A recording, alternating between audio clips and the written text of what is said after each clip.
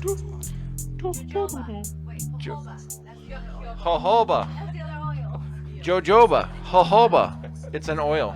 Yoba. How do you say that? Who fucking knows?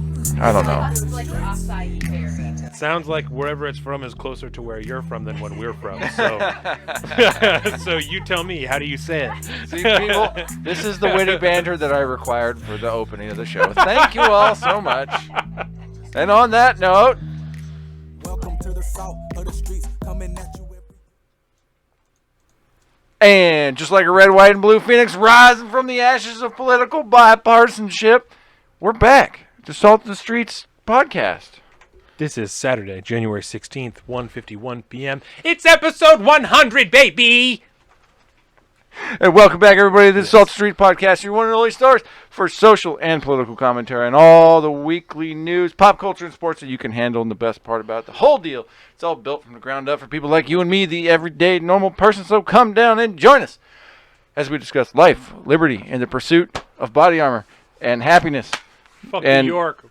In New York, and continue our endless endeavor to bridge the gap between people and information. So as always, we are here. We are your hosts. I am Colin. I am Donovan.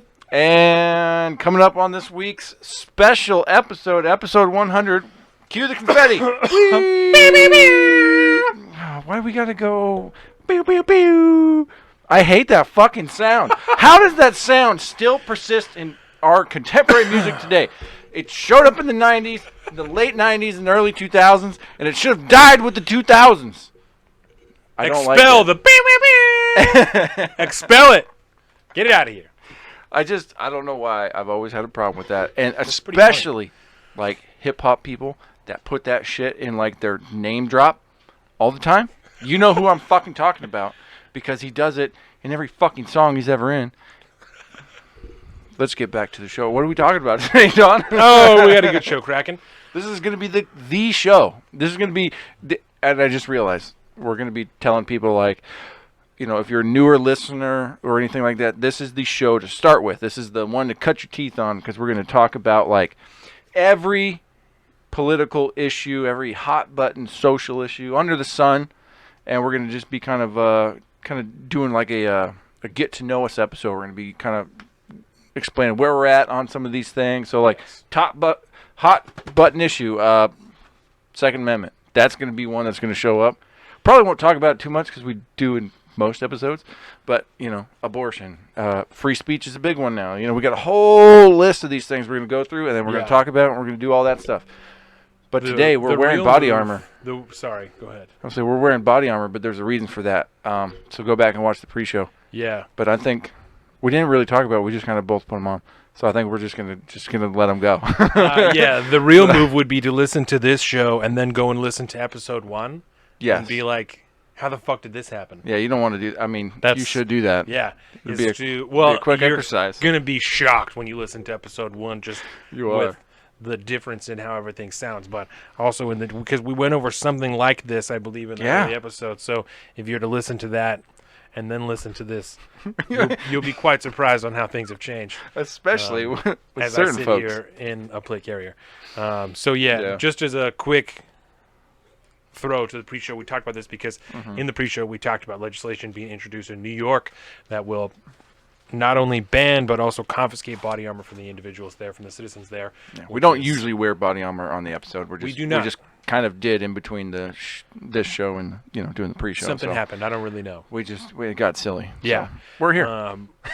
Right. So this is our passive defense protest, our peaceful protest. Yes. So if I loot your house, fuck you, because it's a peaceful protest. But sorry, that was poor joke. Anyway, this is mostly peaceful. It's mostly peaceful.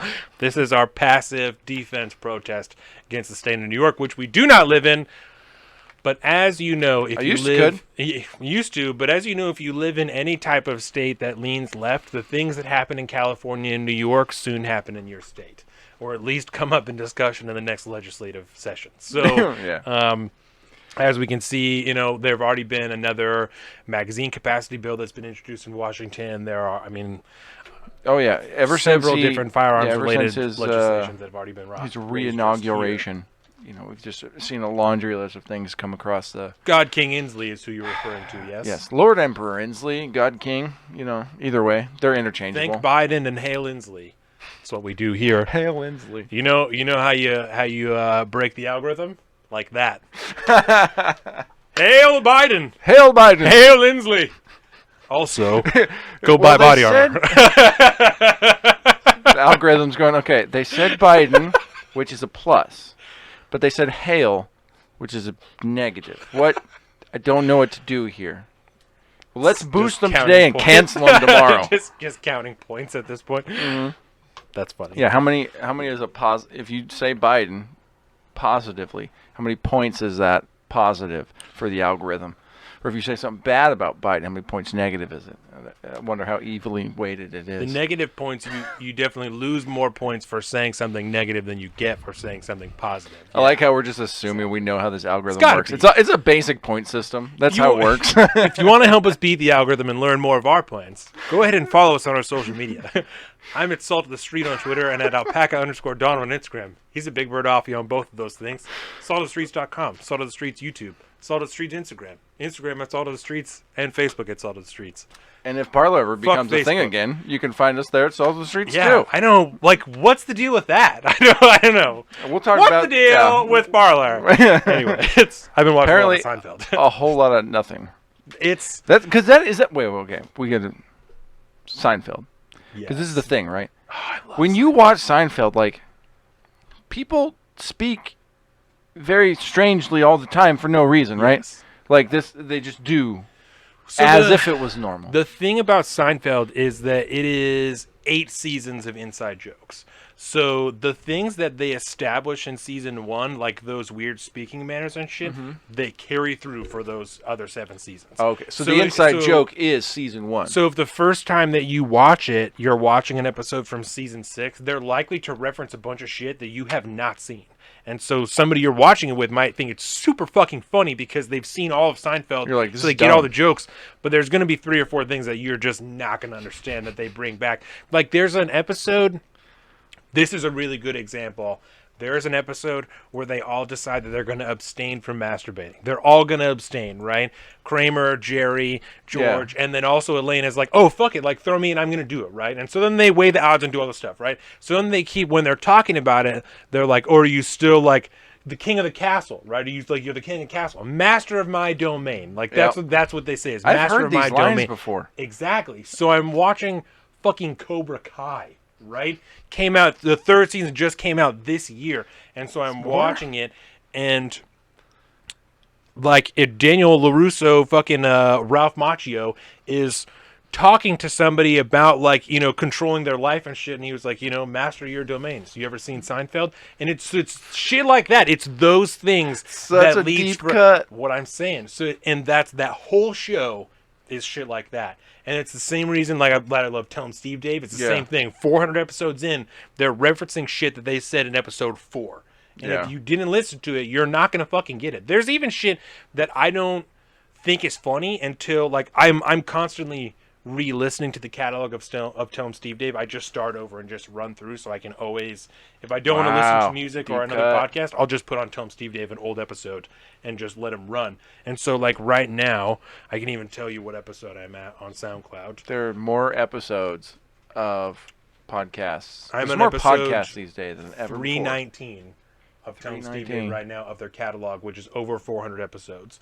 And so this has got to be the 4th time that I've run through it. Bro. I love this shit. I get it. And so it's like, it'll be not until I listen to that episode again that I'm like, oh, fuck, now I get that totally joke get that they just made last week.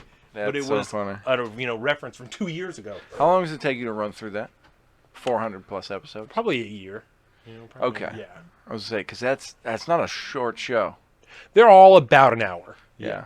So. And the fucking ad reading thing they do in the middle, like the skit thing, yeah. you can get through that can take up a sizable chunk of time Yes, sometimes. You yes. can probably get through that pretty quick. Constant derailment when they're doing their ads and stuff like that. They start talking about fucking Hitler and interdimensional Nazism and stuff. Yeah, they do. Brian does, or like Johnson does the ads with Sage, like with his niece. Yeah. So all kinds of shit like that. They're so funny. Walt does a bunch with his kids, and Yep. like he just essentially fucking trolls them for 30 minutes during an ad, and they're like, "What? Just fucking read the ad." It's exactly. hilarious. You just read it. Yeah. It's so funny. He does one of their Patreon shows. It's called Father Flanagan's, and it's him and his daughters, and they both dress up. All three of them dress up as like the fucking what's his name? Popes? Not the Count. He's the fucking The Duke? the guy that Walt dresses up as. The Viscount? What's that? Viscount? No, The I Duke? can't remember what his name is. A Marquise? He's like a ghost, or you know what I'm saying? And Brian Quinn became one in the last. I was just telling you all about it. It's like a sub character, yeah, but it's not a wizard, A Warlock? and it's not a count. I feel like a horrible person now. Necromancer? It doesn't matter. Anyway, they all dress up as this thing, and I feel horrible. I can't remember. this Now something it's we can bothering find out me on the so internet? much. It's not a sorcerer. No, the Baron. He's the Baron. The Baron. Yes. Oh my! I know. Baron, yeah. Baron von Flanagan. Yes, Exactly. Yes. okay, So now they I- all yeah, dress Baron up von as Flanagan. barons. Fuck, and so I should've they're known wearing. that. That's what I'm saying. That was That's my why I feel bad. like That's such my an idiot. bad. And so they're all wearing the fucking skull masks and shit, and they just play games or fucking do whatever. His dog is dressed up like it's a whole. They have like a fake owl that they have fly around. It's a whole fucking thing. Yeah. And the last time they did That's so awesome. like a Mystery Science Theater 3000 type of thing where they like sat in front of a movie, you know what I'm saying, like in the black and like ripped on it and shit. While Oh, playing that's back. dope. It was sick, bro. They're making. I would I'm love to telling do you, that. Tell them Steve Dave is worth $10 a month. Anybody watching this, it's $10 $1,000. $10 on- for all the videos and everything on word. Patreon. Yeah, to $10 is where you get all of the videos and everything. And there's other tiers, for gifts and shit like that. But yeah, if just $5 if you want just the audio, but $10 for all the video and everything. And like every Wednesday they put out a video, and it's a rotation of different content. If it's like all new Sunday Jeff show, or Puck Nuts, or Father Flanagan's, or they have the fucking Tell 'em Steve Dave tidbits, or they all have like 7 or 8 different shows that Do they do run like a through on video? Wednesday. Tell him Steve Dave podcast. No, not they Tell 'em don't. Steve Dave, but I believe God, I've always wanted. that's part of their intent with moving to the news store. Walt yeah, does bigger not spot. like to be on video at all. No, No. I- Walt well, wants you know. as little exposure as possible at all times. I've met Walt before, and that doesn't surprise me. Very quiet man. He just seems like he just wants to just be out Very of the private. spotlight. Yes, you know? exactly. So if Brian too Johnson funny. had not wanted to continue to do Tell 'em Steve Dave this entire time, then he would not be doing a podcast. All He of would these not. members can also be found on the Comic Book Men show, correct? Other than Brian Quinn. Brian Okay. Quinn is on Impractical Jokers. There you but go. yeah, Johnson is on. For those more is on mainstream Comic Book folks, you Men. might have seen some of these people already Exactly. and don't even know it. Yeah, Walt and Brian are both on Comic Book Men. That was perfect, dude. I tried to get you to talk about Tell 'em Steve Dave for a couple minutes, and that was perfect. Because this is the Get to Know Us episode. Yes. And even, like, this is on the That's- podcast. that was a good- we good. can do that. Yeah. We do this. We spiral off into some of the things that we, because it's not just about politics, and it's about culture. It's about how we live our lives. And, Yeah. the things that we do and don't like to do with our lives, and our, the community that we interact with and all that. And that's all part of it. So just get used to that when you start watching the show, when you start listening to the show, if you're newer to this. We're going to be dealing out politics, but we're also going to talk about, The Baron. what we did the last couple weeks. What did we do Yeah. last week? What did we do? Perfect. I got a whole fucking thing on there about my COVID experience over on YouTube.com/Salt Yes. of the Streets. That can be there. I think that's like a half hour, 45-minute long thing, but. And I think I want to try to do more of that kind of stuff. Yes. Just even on my own, just do a couple more little things every now and again with the live stream. It's Word. nice and easy. So let me run this by you, because Yeah. this is something else I want to talk to you about, fitting right in line with what you were just saying. So I got acupuncture this last week, right? I've been having, since the last time I had a migraine, my neck started to hurt, my shoulder was fucked up. It was like a whole deal. Weeks I've been dealing with this, like 6 weeks probably I've been dealing with this before Christmas, everything. And going to the chiropractor. I even like had like some muscle relaxers and shit. Just wasn't touching it. Wasn't doing anything, and it like would go away and then come back. And so I finally got acupuncture, right? And so just because I was just trying to try whatever, it's me. I'm not a holistic dude. It's not word. So I got these Chinese herbs that's part of why I got to take them three of them 3 times a day. But these are supposed to. I have headaches almost every day. Like, damn near every day, and migraines, 4 or 5 times a year. That ain't healthy. Are debilitating. Yeah. So this is what I hear. And she was like, "Well, how long have you been like having headaches?" And I'm like, I couldn't tell you. And she was like, "You don't like? Has it been forever? Has it been no?" But longer than it hasn't been. And when I told her, I was like, honestly, I didn't notice. Like, my wife is the one that brought it to my attention. Like, she's like, "You seem to be taking a lot of whatever. Like, you seem to be having headaches frequently." And I'm like, "Oh, you're right. I do have headaches all the time. Yeah. Like, isn't Like, that oh, interesting?" shit. Yes. Huh. So It's funny how that happens too. So I got these particular. I don't know whether or not they work. I'm just trying some shit. Eventually, you get to the point where you're just willing to try anything. It's miserable. I stand all day and work with my shoulder, and it's my cutting shoulder, and so it's a whole deal. So you got a picture of crystals, flowers, trees, some form of grass, it some says roots, on there some what's fruits. in there. Yeah, Bunch of shit. I just don't know any of what these are. Yeah. Okay. So I went and saw this silkworm. woman, Alicia. She talked to me for a long time about headaches and shit, and then laid me down and put some needles in my neck and in my shoulders, and she put one in the bottom of my hand and put one in my opposite ankle, and then she talked about, like, I don't, she called it liver, and so I don't know if it's like your liver chakras or your whatever the fuck, but apparently this particular one goes from one of your feet up to your head and then down to your other foot, and that's like how this energy flows.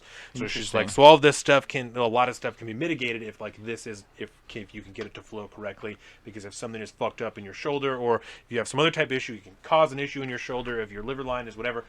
So she talked a lot about that, and so that's why she did some of that shit in my ankle and in my hand and stuff. And yes, I'm super into it. Yes, because I was just making sure. I realized I thought I heard you talking through the headphones. So hopefully there wasn't much. What do you call that? Feedback. Didn't sound like there was, but no. I think it's really interesting because when it comes to like what is commonly referred to as Chinese medicine or Eastern medicine and stuff like that. Like, a lot of people just like to like poo-poo it and walk it away, but there's something.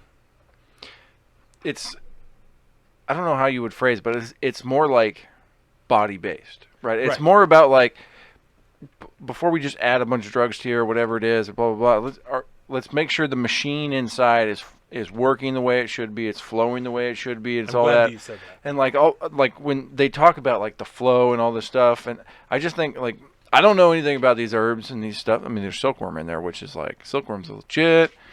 But like if that kind of stuff doesn't reduce inflammation throughout your entire body, which it probably does. Yeah. I mean, like you're probably getting all these crazy little benefits from just these herbs. Just this shit. This stuff that is going to could possibly make your headaches go away just because all of a sudden now the inflammation in your body is changed or just, reduced to a fashion in which you're not having like fucked up pains throughout your body. So I don't like the people that like totally just poo-poo this kind of stuff, like acupuncture and stuff, because it has real life, real world effects on your body that can change your overall health and well-being. So as I'm laying there, right? I dig it. And you know, we've known each other for a long time. You know exactly how not holistic I am, right? So as I'm laying lots there, of crystals. I've got the crystals in the truck, but she put them there. That's a separate deal. But I think I have to swallow that. I have to do this essentially the same thing with like the astrology and all that. I think I just have to start playing along. I've been fighting it for too long. Yeah. So as I'm laying there, right, I'm just trying to just focus on like breathing, because she's like, this is dictated wholly by like your body. You know what I'm saying? Like if your body's not calm, then things aren't going to flow. It's not going to whatever. So I'm just trying to just calm down. You know what I'm saying? I was telling you, my mind is busy all the time. That's just not a thing in my life. It doesn't shut off. So as I'm laying there, like probably a little more than halfway, then halfway through this session of laying on my face, I can definitely feel like something, you know what I'm saying? And like a pumping, like, and that's when I was talking to Jordan afterwards, I was like, it's like, I wouldn't say, like all the holistic, like, let the energy flow through you like a river. And I was like, and it definitely wasn't like a flowing feeling. Like, I was like, I felt like something was pumping. Like, I felt like whatever, like, machine is in there, like, it was pumping. Like, yeah, I could feel like pulsing, And so I was like, I wouldn't equate it to a river. Like, it was definitely like felt like my body was like, we're going, like, we're fucking doing it. And yeah, exactly. It felt like that, but it wasn't. Like what? Like but what? It wasn't my heartbeat. Exactly. It Heartbeat. was not matching my heartbeat. It was slower than that, because I thought about that as I'm sitting there. I was like, that's fucking stupid. It's your heartbeat. Like, don't be an asshole. So I. Like the blood coming out. Exactly. So I thought about it, and I'm like, you know what I'm saying? At the points where my body is in contact with the bed, I can feel my heartbeat, and so I can feel that that's not it. Like, these two things don't match. It's at a slower pace, and it's like harder. And she was talking about like a lot about like meditation and stuff, and like as she's putting the needles, and she's talking about meditating, and she's like, it's really hard to like clear her mind, and she said sometimes, like, when I'm meditating, I just try and count to 10. It's like, and that's what I'm going to do, is I'm just going to count 10 over and over and over again. Sometimes I can't get past 2, because I get to 2 and I start thinking about something else, and then I have to like redirect myself. She said for her, so I know that those are some of my best meditation sessions, because I'm in complete control of my brain, because every time I get to 2 and I have another thought, and I rein it back in, And I was like, that's so fucking interesting, right? And so I was talking to Jordan about it on... Never meditated before, have you? I've tried fucking bajillion times, Okay. and I'm just not... Presently, I'm not capable to do it effectively to get the results that people have said that they get from it, right? And so I was talking to Jordan on my way back to work, and I was telling her, like, as I'm sitting there, I was thinking a lot about what Alicia said, about those particular meditation sessions, It was like, and while I'm laying here trying to just focus on breathing, every 2 fucking seconds, I find myself thinking about something else. Yep. And in less than 15 minutes, 3 times I had to physically, like, untense my body, because I would start thinking about something else and then realize that I had tensed up. You know what I'm saying? Like, with these fucking needles in me, I'm tensing my body. And so then I had to settle myself, and I started to like get upset on the phone with Jordan. I said, and I'm starting to get upset now. And it's like, it makes me genuinely sad to know that, You're just that tense. to talk to people all the time, and to hear from like Larry and everybody who comes in here, like you guys are so smart, you know what I'm saying? Like, you guys are operating on like a level like this. And I was telling Jordan, like, it makes me so sad to come to the realization that like this is a reality, that like my mind is so powerful and I don't have control over it. No, it's like, rather distressing. I don't have control over how it works, the way that I'm thinking, what I'm thinking about. Like, I don't... The runaway freight train. That makes me sad. I was like, it scares me. That scares me, that I don't have control over what's happening in here. Yeah. And that's... So if nothing else, I see immense value in whatever happened that allowed me to be able to identify that in myself and want to move forward. That's a huge step in the right direction right there. So regardless of what anybody says about Chinese medicine, or that's fucking bullshit, that's whatever, if nothing else, I was able to draw from this that like I have a lot more movement and a lot more growth to do on this pathway that will not only benefit me in my personal life, in my relationship with my wife, with you guys, in my ability to do this podcast effectively and deliver messages effectively and information effectively, help people understand things. You know what I'm saying? Because what you're talking about is essentially like having kind of an understanding with yourself about how you work on the inside. Yeah. And having an understanding with that, like a conscious understanding of how your subconscious operates. Because the only way you can deal with your subconscious in any form of like conscious manner, it sounds weird because it's almost, because they're kind of like oil and water, right? They don't necessarily work at the same time, right? Is to examine the after effects of those things. And everybody knows when they feel bad or they stop and think about something that they don't like. Everybody knows they can identify that when it happens, because you're making a conscious decision. Be like, wow, that happened. this is what happened, this is the way I felt, this is the way I said, whatever, the way I acted, didn't like it, identify it, and then you work on changing that with your conscious mind. Yeah.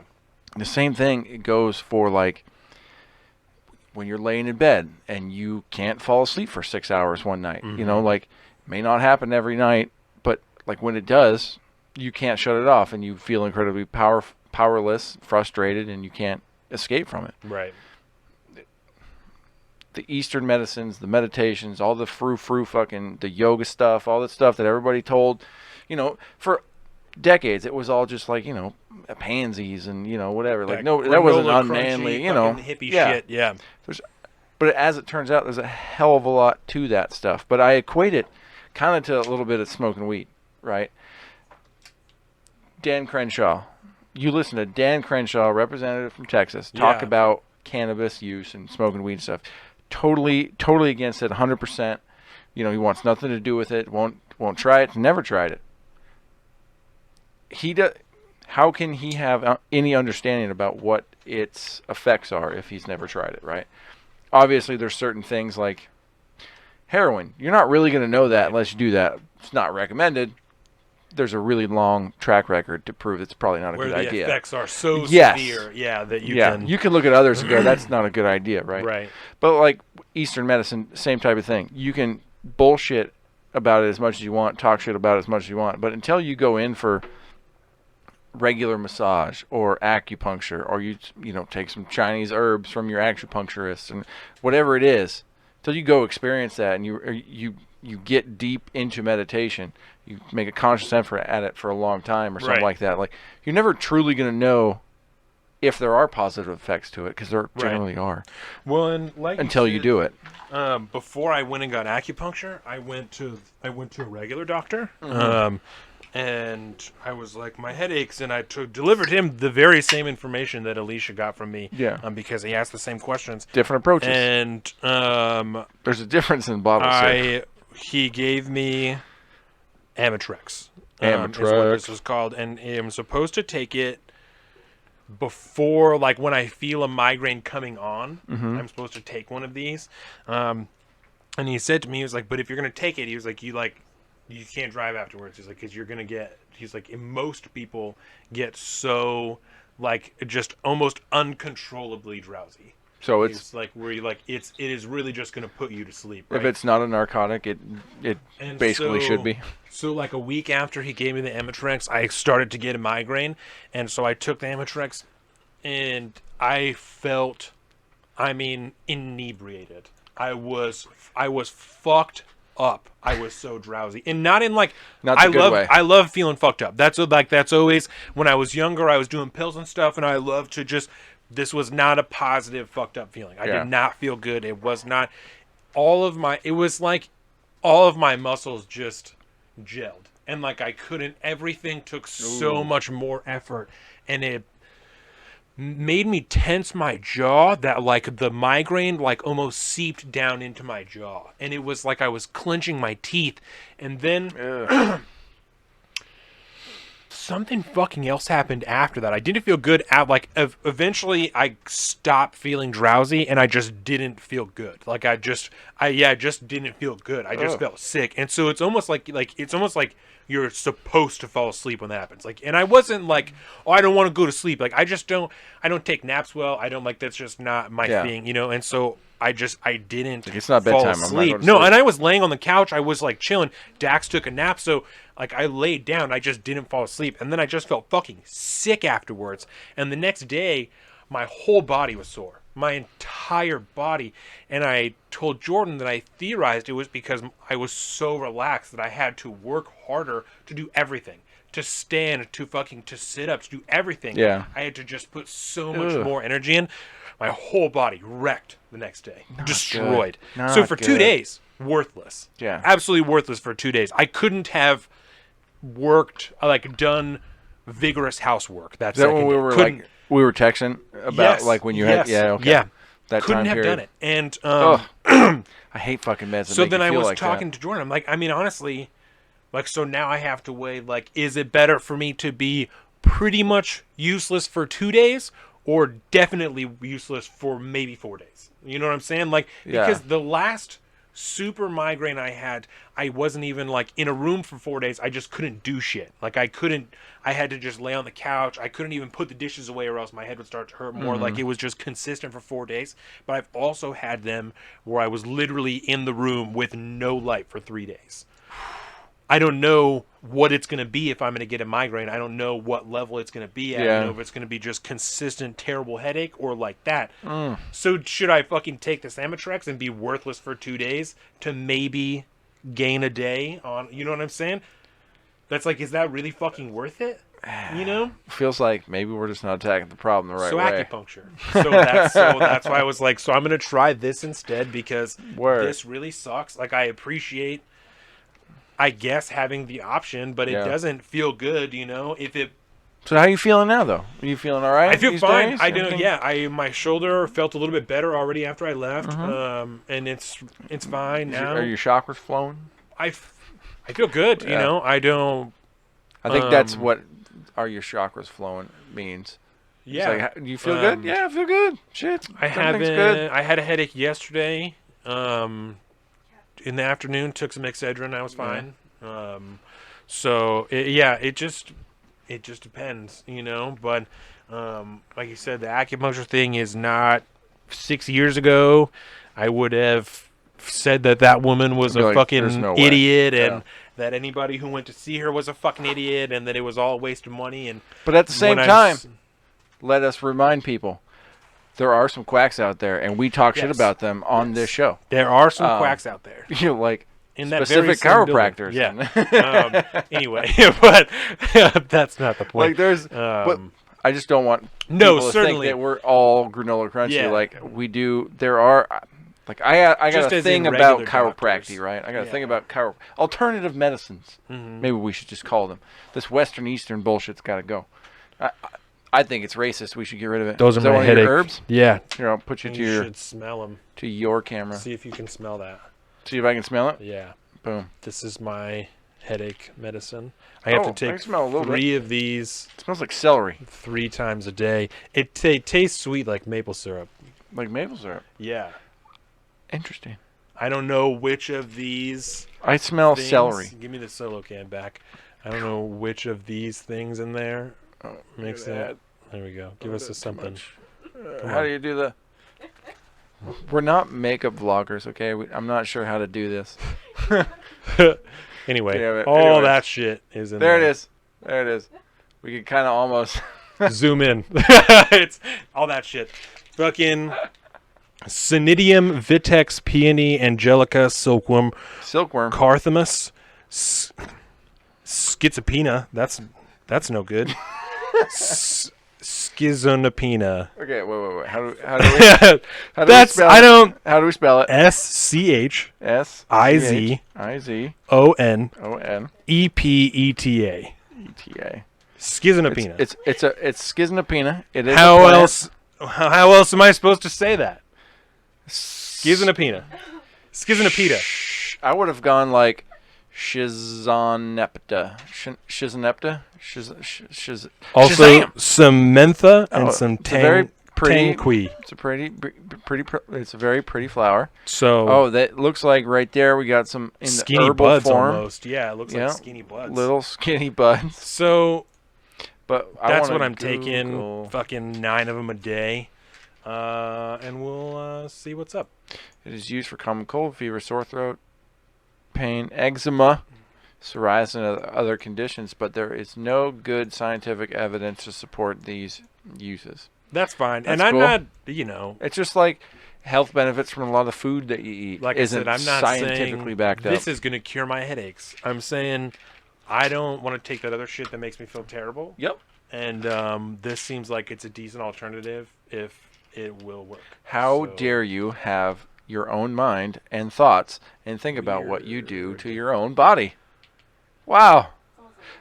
It's almost like if you were if you were a woman. Because this is the show to make that stance on, because that's our problem. We want to control women. My true analogy was going to be more of coronavirus centered, but I lost it. PC principal won out. That was a with, valid talking ladies. point, then Morgan would be proud of you. But if Morgan brought that talking point up to us, you know that we would dominate her in that conversation. Dominate. I don't like to dominate anybody in our conversations. I don't know Neither about that. do I, but if you're going to come in here with some disingenuous bullshit, I'm going to slam you the fuck down. This is true. This is true. Dropping the hammer down. So, Yes. do you want to talk about a topic? Let's talk We about can your pick COVID one. first. Let's Oh, talk about, COVID. because you said there was some other stuff. There were Oh, some yeah. lingering side effects that you were talking about, and then we can get into these topics. Word, that's a good point. But you were talking about like the COVID brain, and COVID brain. you guys were saying like you can only work like a half a day, or at least at the time yeah, that we at talked the about that, time. it was like a half a day, 3/4 of a day, the most that you were getting. So let's talk a little bit more about Word. that. So, to find out all the prefrontal issues that I went through and all my initial thoughts about COVID, all this Yes. stuff, go back to episode 99.5, the one right before this, available on the YouTubes, and check that out because you'll hear what it was really like as I was going through the time. It has been 2 Still in recovery weeks. at the time. Yo, it still am now. Yeah. But Let's address this first. yes. You brought this up when you were talking at the time. In recovery, Mhm.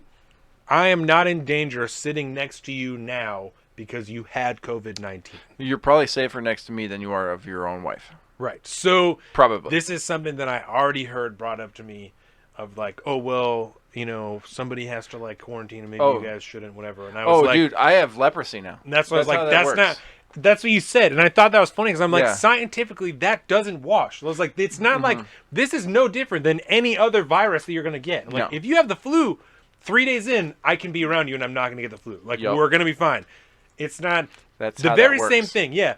The period of quarantine that you are supposed to do if you contract COVID-19, come in contact with someone who had it, or think you might have come in contact with somebody who had it, is to quarantine for, the CDC now says like 10 days, right? Yeah. It's 10 days now, because this is the safe window they deem, the scientists here that follow the science, everybody, Science. These people deem that you are no longer contagious within that period of time. After 10 days. 10 days is also a window. It's not like Right. you get it and then, okay, you tested positive, so now you're going to be contagious for 10 more days, magically, because this is the day that you decided to come get tested and we got the Right. positive result. No, it's just, you are, the minute you realize you are positive, if you if you isolate for 10 days, any possibility of you transmitting that to someone else is low enough that they deem it's okay. Yeah. So, yeah.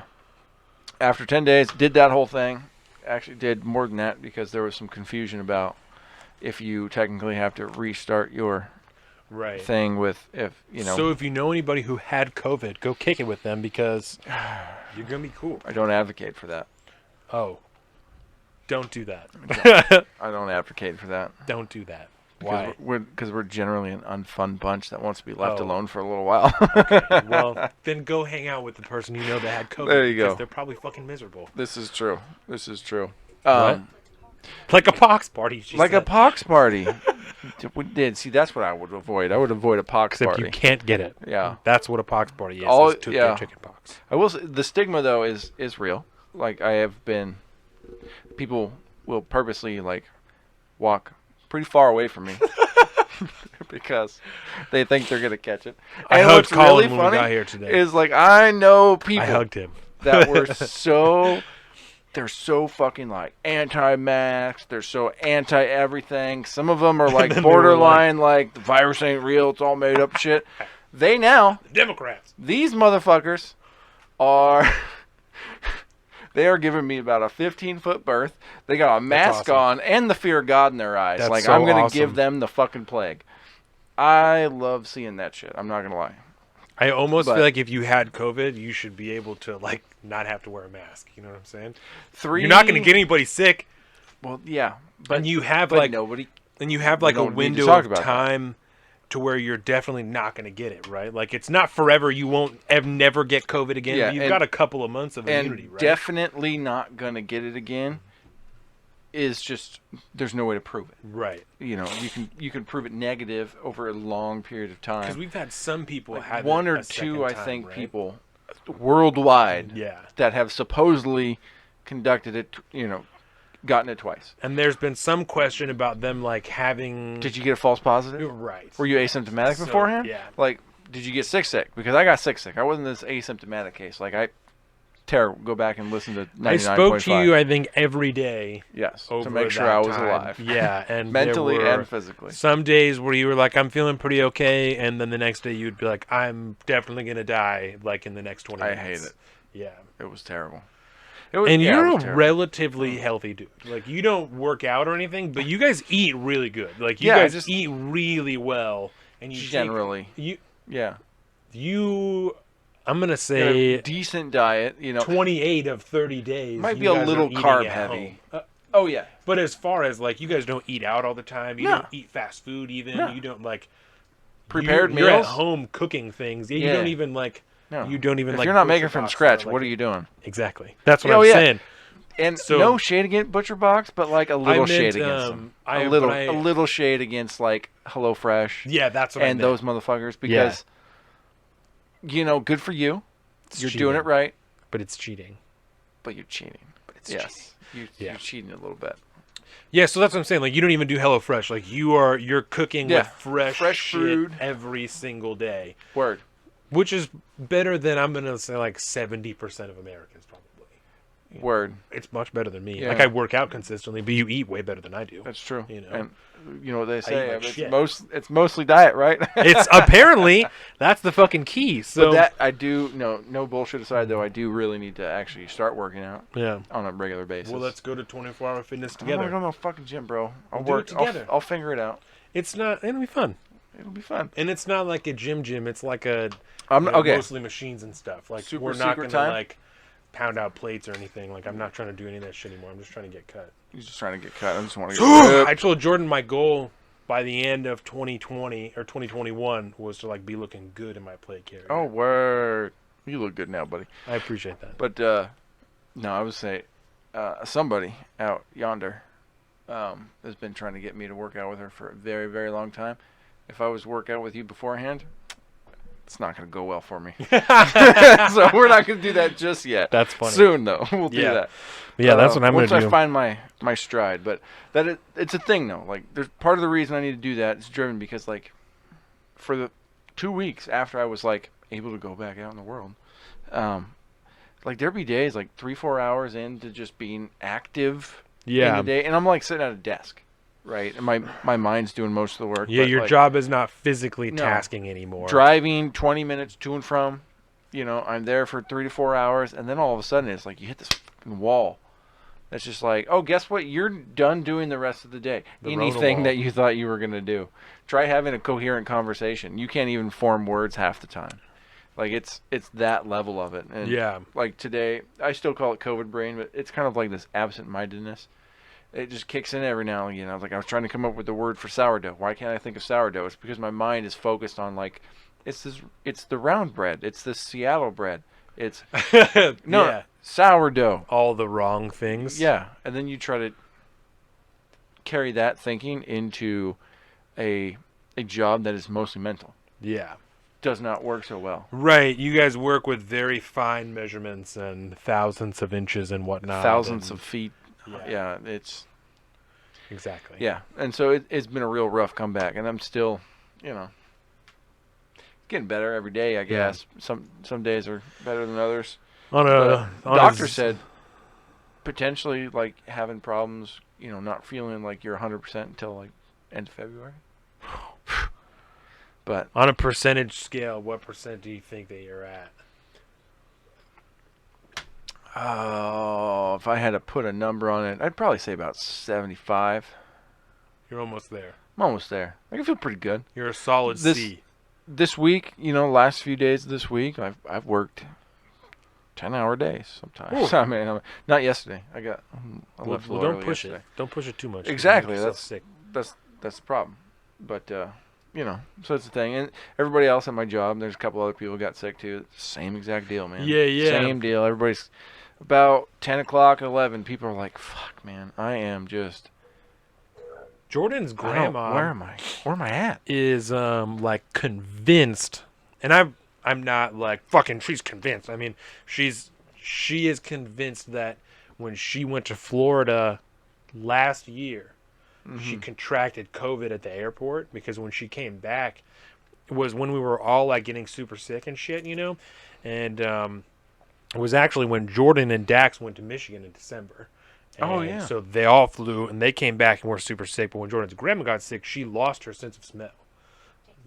Taste. Just like the same thing. They go hand in hand. I was going to say they're extremely connected.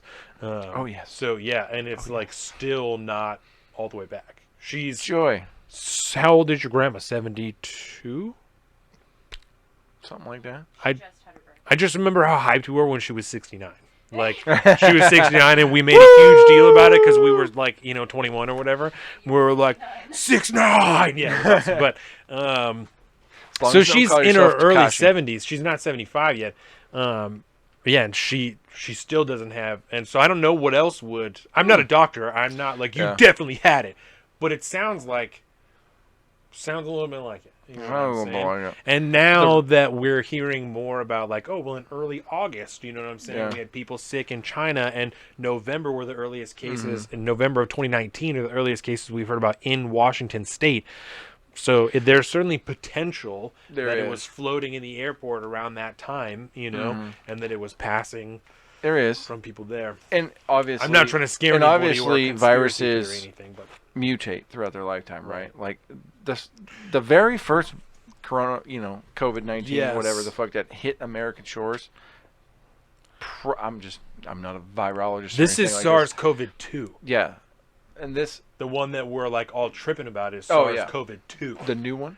This one that everyone has been sick with. Yes. Like that. And then there's different sub-strains of that virus in and of itself. I'm saying the original one is probably not even around anymore. It's probably been dead for a while. Well, and even then, remember, there was 2 different versions that spread around the globe different ways. That's right. And so, like, the European version was like way more hardcore, I think, because it traveled through so many more people. But we got the Asian version, the Asian strain, because it came straight from China. Yeah. So on our side, and that's part of why New York was so fucked up in the beginning, was because they had the European strain, so it's just way more hardcore than it even was here. Probably now why California's all fucked up now. Probably. And it's crazy. Since then, we've heard talk of another strain that has apparently a new mutated version, even deadlier and even more contagious. Yeah, far more transmissible, supposedly. Yeah. Oh, thank you. Whoop. Take it. Can you breathe now? Yes.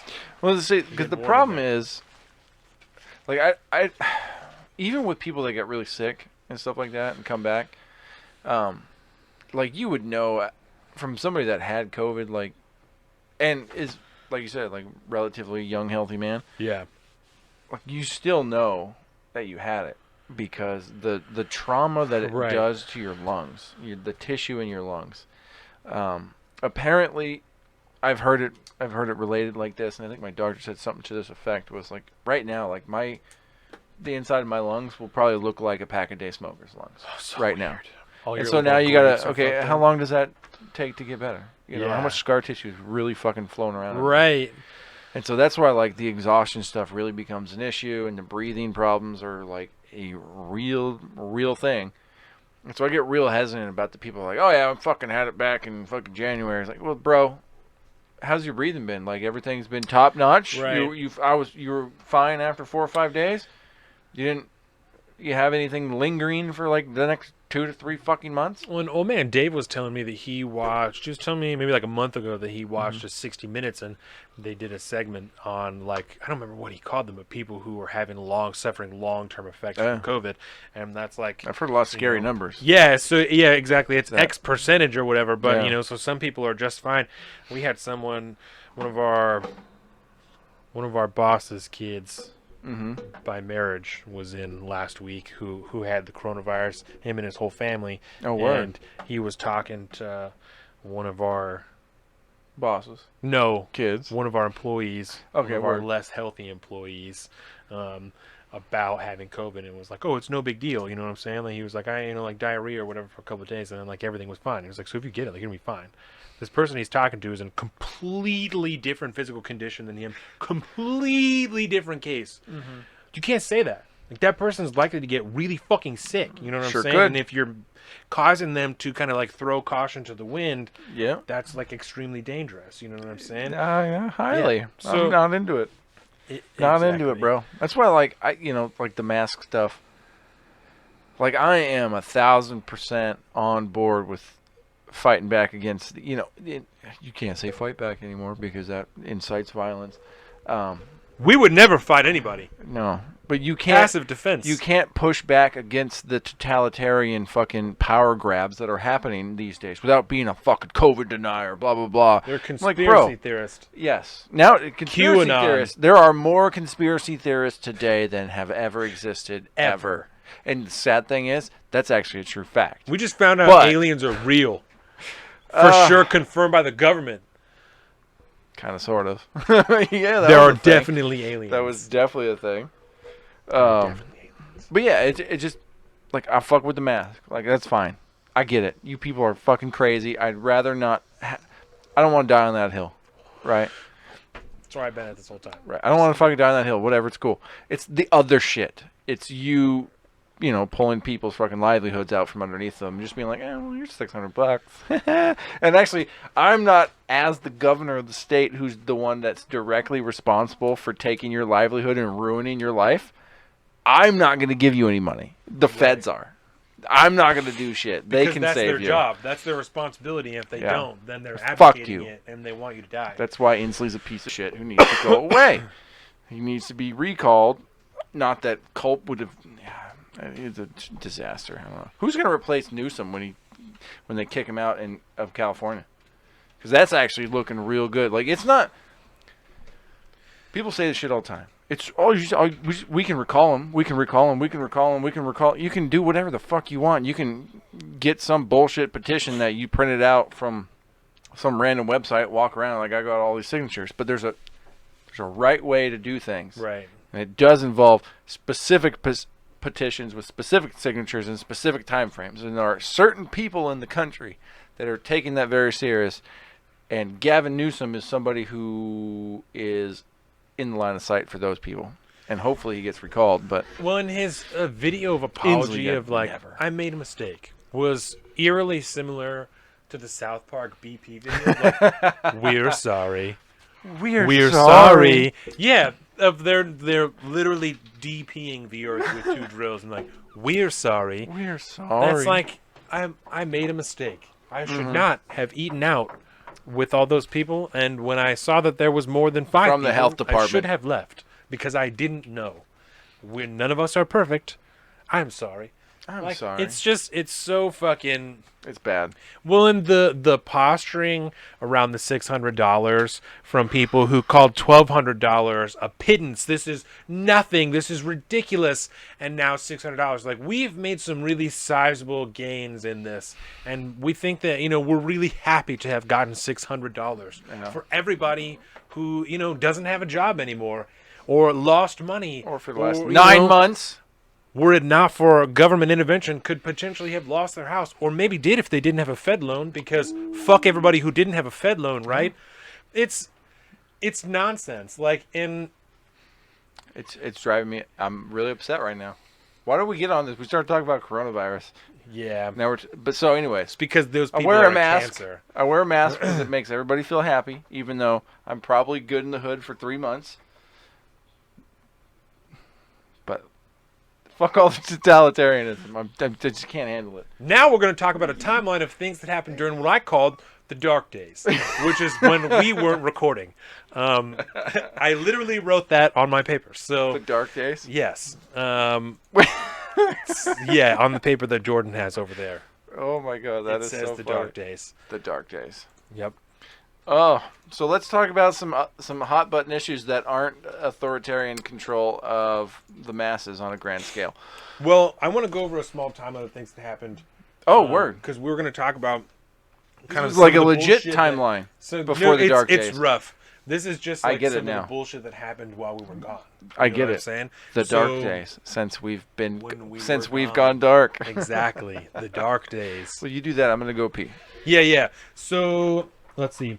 The first things that happened. There was the election. We were here for the election. Obviously, we did our live stream, and we talked a lot about that. We had Larry come in after that.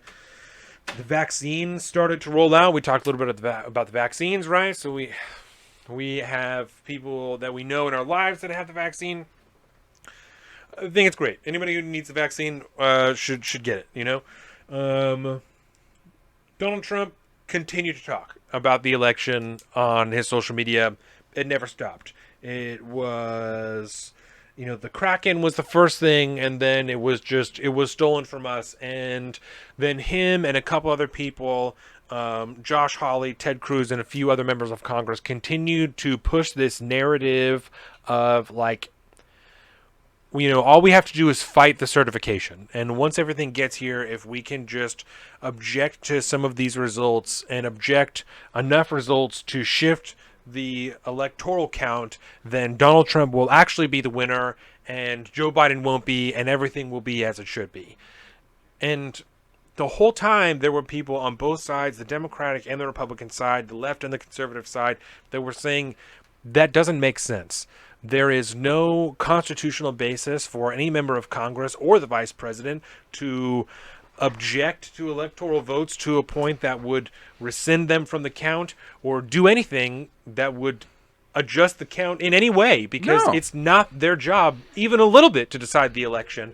So as we saw, that the federal government that the executive branch decides they need to take any part in the election should speak volumes, period. Right. They don't belong there at all. So I was talking about how Donald Trump, Josh Halie, Ted Cruz were pushing that narrative, that they could... Yeah, they can object.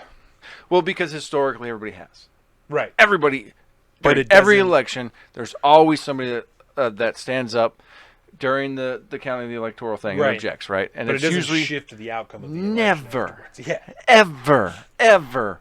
It's not there. I don't know why we do it now. It's kind of like random, political theater things that we do now anyways. Dan Crenshaw did an excellent podcast breaking down constitutionally exactly why Congress doesn't have the power to do anything about adjusting the electoral count by the time that it's gotten to Congress. When all of the results have been independently certified by all of the different individual state governments, and then they are sent, there is nothing that Congress can do to adjust that vote count.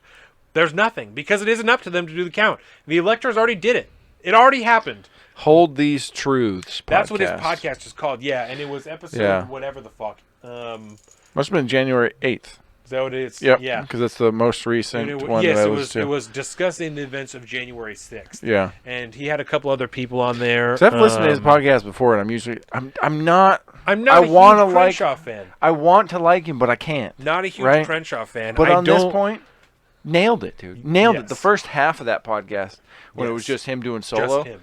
perfect. So I would recommend that to everybody, because that is, from a very conservative Texas Republican explaining to you why these Republicans are fucking assholes. Yes. And they made a horrible, horrible mistake, because, as everybody knows, we did another live stream on this. I believe that it's on our YouTube. It's not. It's on our Instagram, on IGTV.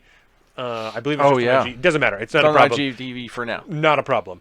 It will be on our YouTube, but as for now, it's just on our IGTV, where Colin and I talked on the evening of January 6th about the events that happened that day, because it was so fucking insane. It was wild. Storming of the Capitol. January 6th was the day when the election results when the electoral count was going to be set in Congress, and so that was the day, that Donald Trump was like, this is it, Mike Pence just has to show up and fucking do it, and then I'll be good to go. And so that day, obviously, Donald Trump held a rally, and that's when people are saying that he incited violence. He definitely didn't do anything to help.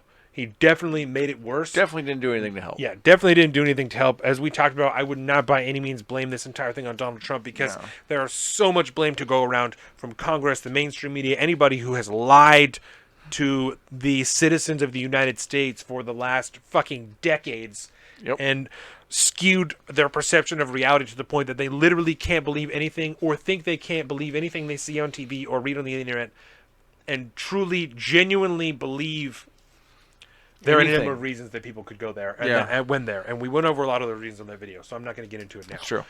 Anyway, so as that happened, people stormed the Capitol. It got locked down. It was insanity. It was as it was happening, too. Yeah, as the count was happening, yeah. So a woman was shot. I think 6 people have now died in total as a result of the events of that day. It was horrible. Donald Trump has been banned from Twitter. I believe that I saw this morning that his Instagram and Facebook accounts just came back up today. Oh, shit. But after that happened, there was a wave of people. Rand Paul, his Facebook got taken down. So, Yeah, which is, whatever. it Little- was little so Rand Paul. fucking I don't know. absurd to take Rand Paul's Facebook down. Trump's Facebook and Instagram pages restored. There you go. So, Wow. those are back. 22 He's hours ago. permanently banned from Twitter forever. Yeah, forever. Can no longer have Twitter. Parler's Parler's still The down. app was removed from the App Store and from the Google Play Store, and then their servers were removed. They were pulled from the Amazon Web Servers, and so they Amazon don't Web Services servers, pulled, or right. they dropped them as a client. They Right. broke their contract and They can no took longer down their host site. their website on Yeah. their servers, and they own. I mean, them and Google and other company own like 80% of the market or something like Yeah. that. It's Yeah. it's absurd. Remember when the And- internet was free, guys? Remember? It's- You probably don't remember. I remember. It was pretty early. And so, Parler, while you can get the app, Colin showed it earlier, we have it. Yeah. You can't use it. It doesn't exist. We didn't use it heavily before. It was difficult. I didn't like it. It doesn't I matter. think for yesterday. Neither here nor there. Yeah, but I do believe yesterday they filed an emergency injunction to try to get I something know they going. sued Amazon. I know Yeah. that they're active. They're working on it. But I also saw, that the owner of Parler was like, I think that we're probably done for. Well, yeah. I mean, everybody likes to think, well, yeah, they're filing lawsuits against Amazon. Well, guess how our legal Awesome. system works, man. If you don't have money to fight that, which Parler doesn't have the money that Amazon does, who's I going to win imagine- that? Who's going to win? Amazon just has to hold out until Parler goes broke. I imagine Period. their cash flow wasn't huge before they No. went down. No, There most of weren't- these social media apps, when they first There start, weren't many ads on Parler. You know what I'm Exactly. saying? and So- that is the downfall of it all, is it not? Um, The fucking So ad revenue. vaccine started rolling. Trump kept talking, even though we know the results. The The delegate count, Capitol siege, Capital the internet broke. This couldn't be any less about Trump and the government. Trump banned temporary at first. Parler removed. Amazon Web Services. Impeachment 2.0. This week, 2.0. Donald Trump was impeached in the House for the second time what was the charge exactly? Do you remember? It was incitement of violence or something, right? Incitement of a crowd or incitement of chaos. Incitement of something, right? Which, as we said, he certainly had a hand in this because many of these people were diehard Donald Trump supporters. A lot of them were like Q people and stuff like that. QAnon. Yeah. There's some lefties there So- too. Yeah, We got to remember the people that were so angry to storm the Capitol building aren't just Trump supporters. Right. You got to remember, over the last 100+ days, or over how many months? 9, 10 months now, 11 months. Like, far left extremists have been fighting back against the federal government Yes. in various ways around the country. Do you guys remember makes the anybody- 100-day siege Yes. in fucking Portland Of the federal building. The federal building there. Like, to assume that there A isn't literal a siege. few anti-government leftists storming the Capitol too it's to assume that is no indictment that, like, oh, it was all Antifa. But no, Right. people. Fucking nuance. Well, it's also idiocy be true. to assume that, It is, but Yeah.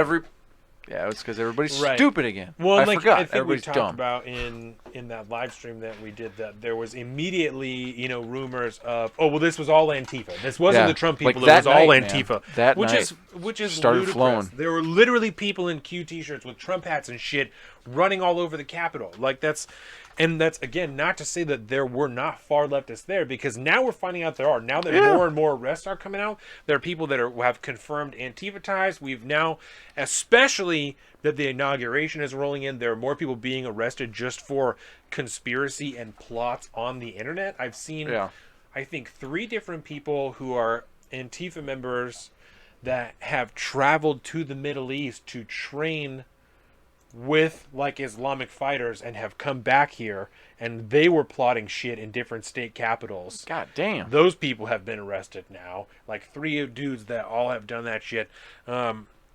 So again, so we are here's not. Here's the text. We're not in the business of trying to destroy the left Not or the right fucking one. own the libs or even or conversely try and own conservatives or anything like that.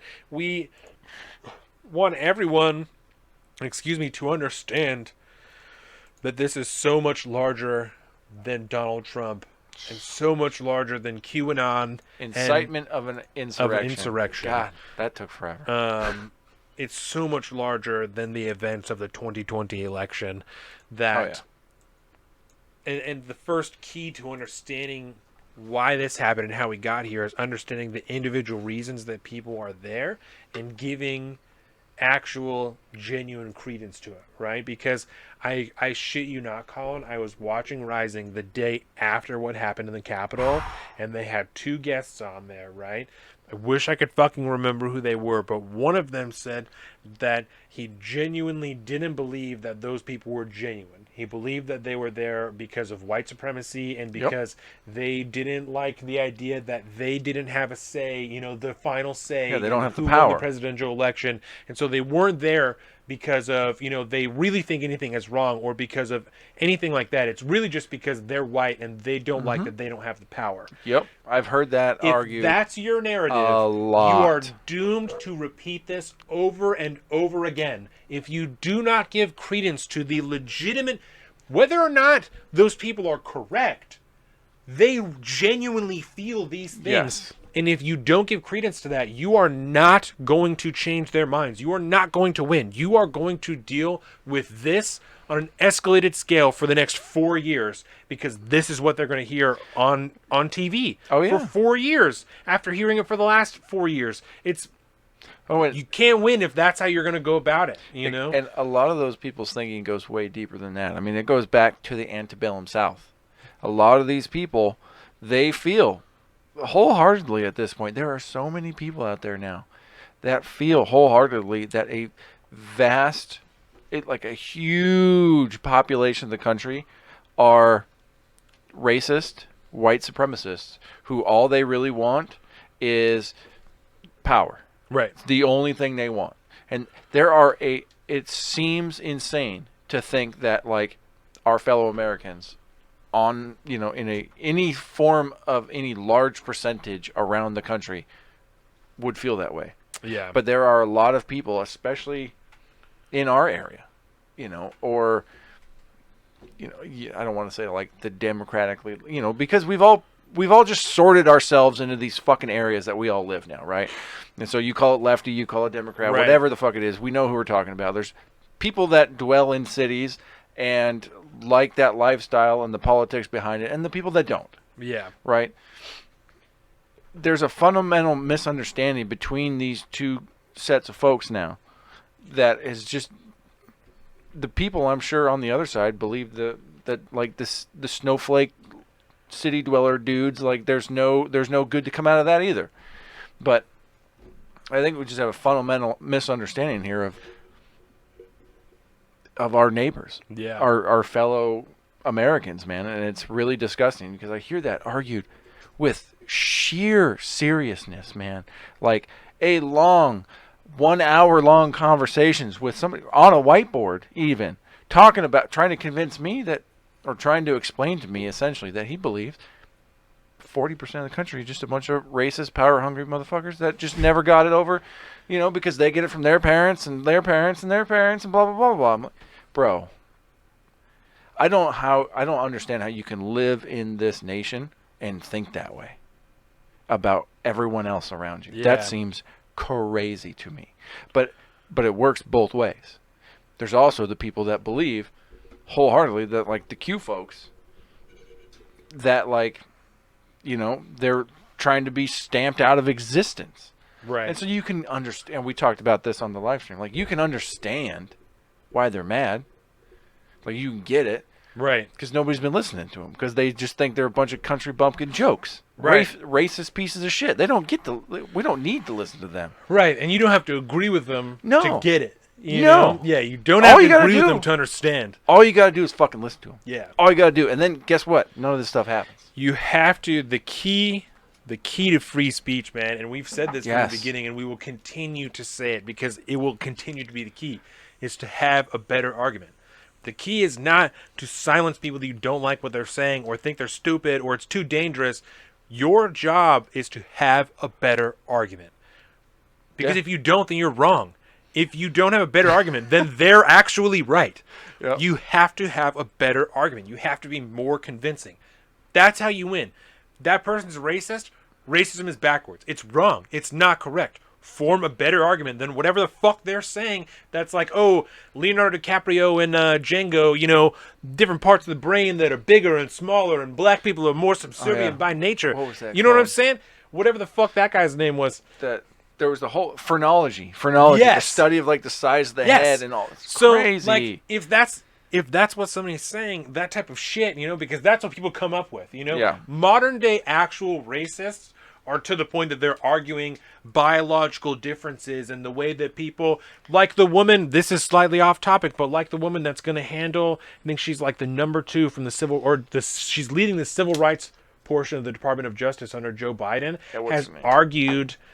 has argued that melanin, that's what the chemical is, right? Melanin has like properties that make black people inherently better than white people, intellectually, athletics. This actual papers, arguments that she's made, legitimate actual arguments of like black people are genuinely better than white people. And I'm not arguing in the counter that white people are better than black people. I'm arguing that people are, Jesus Christ, people are generally pretty fucking equal, and that what color you are doesn't make you better or worse than somebody else. Christine Clark. So to hold a view anything opposite of that or opposing of that seems fucking backwards.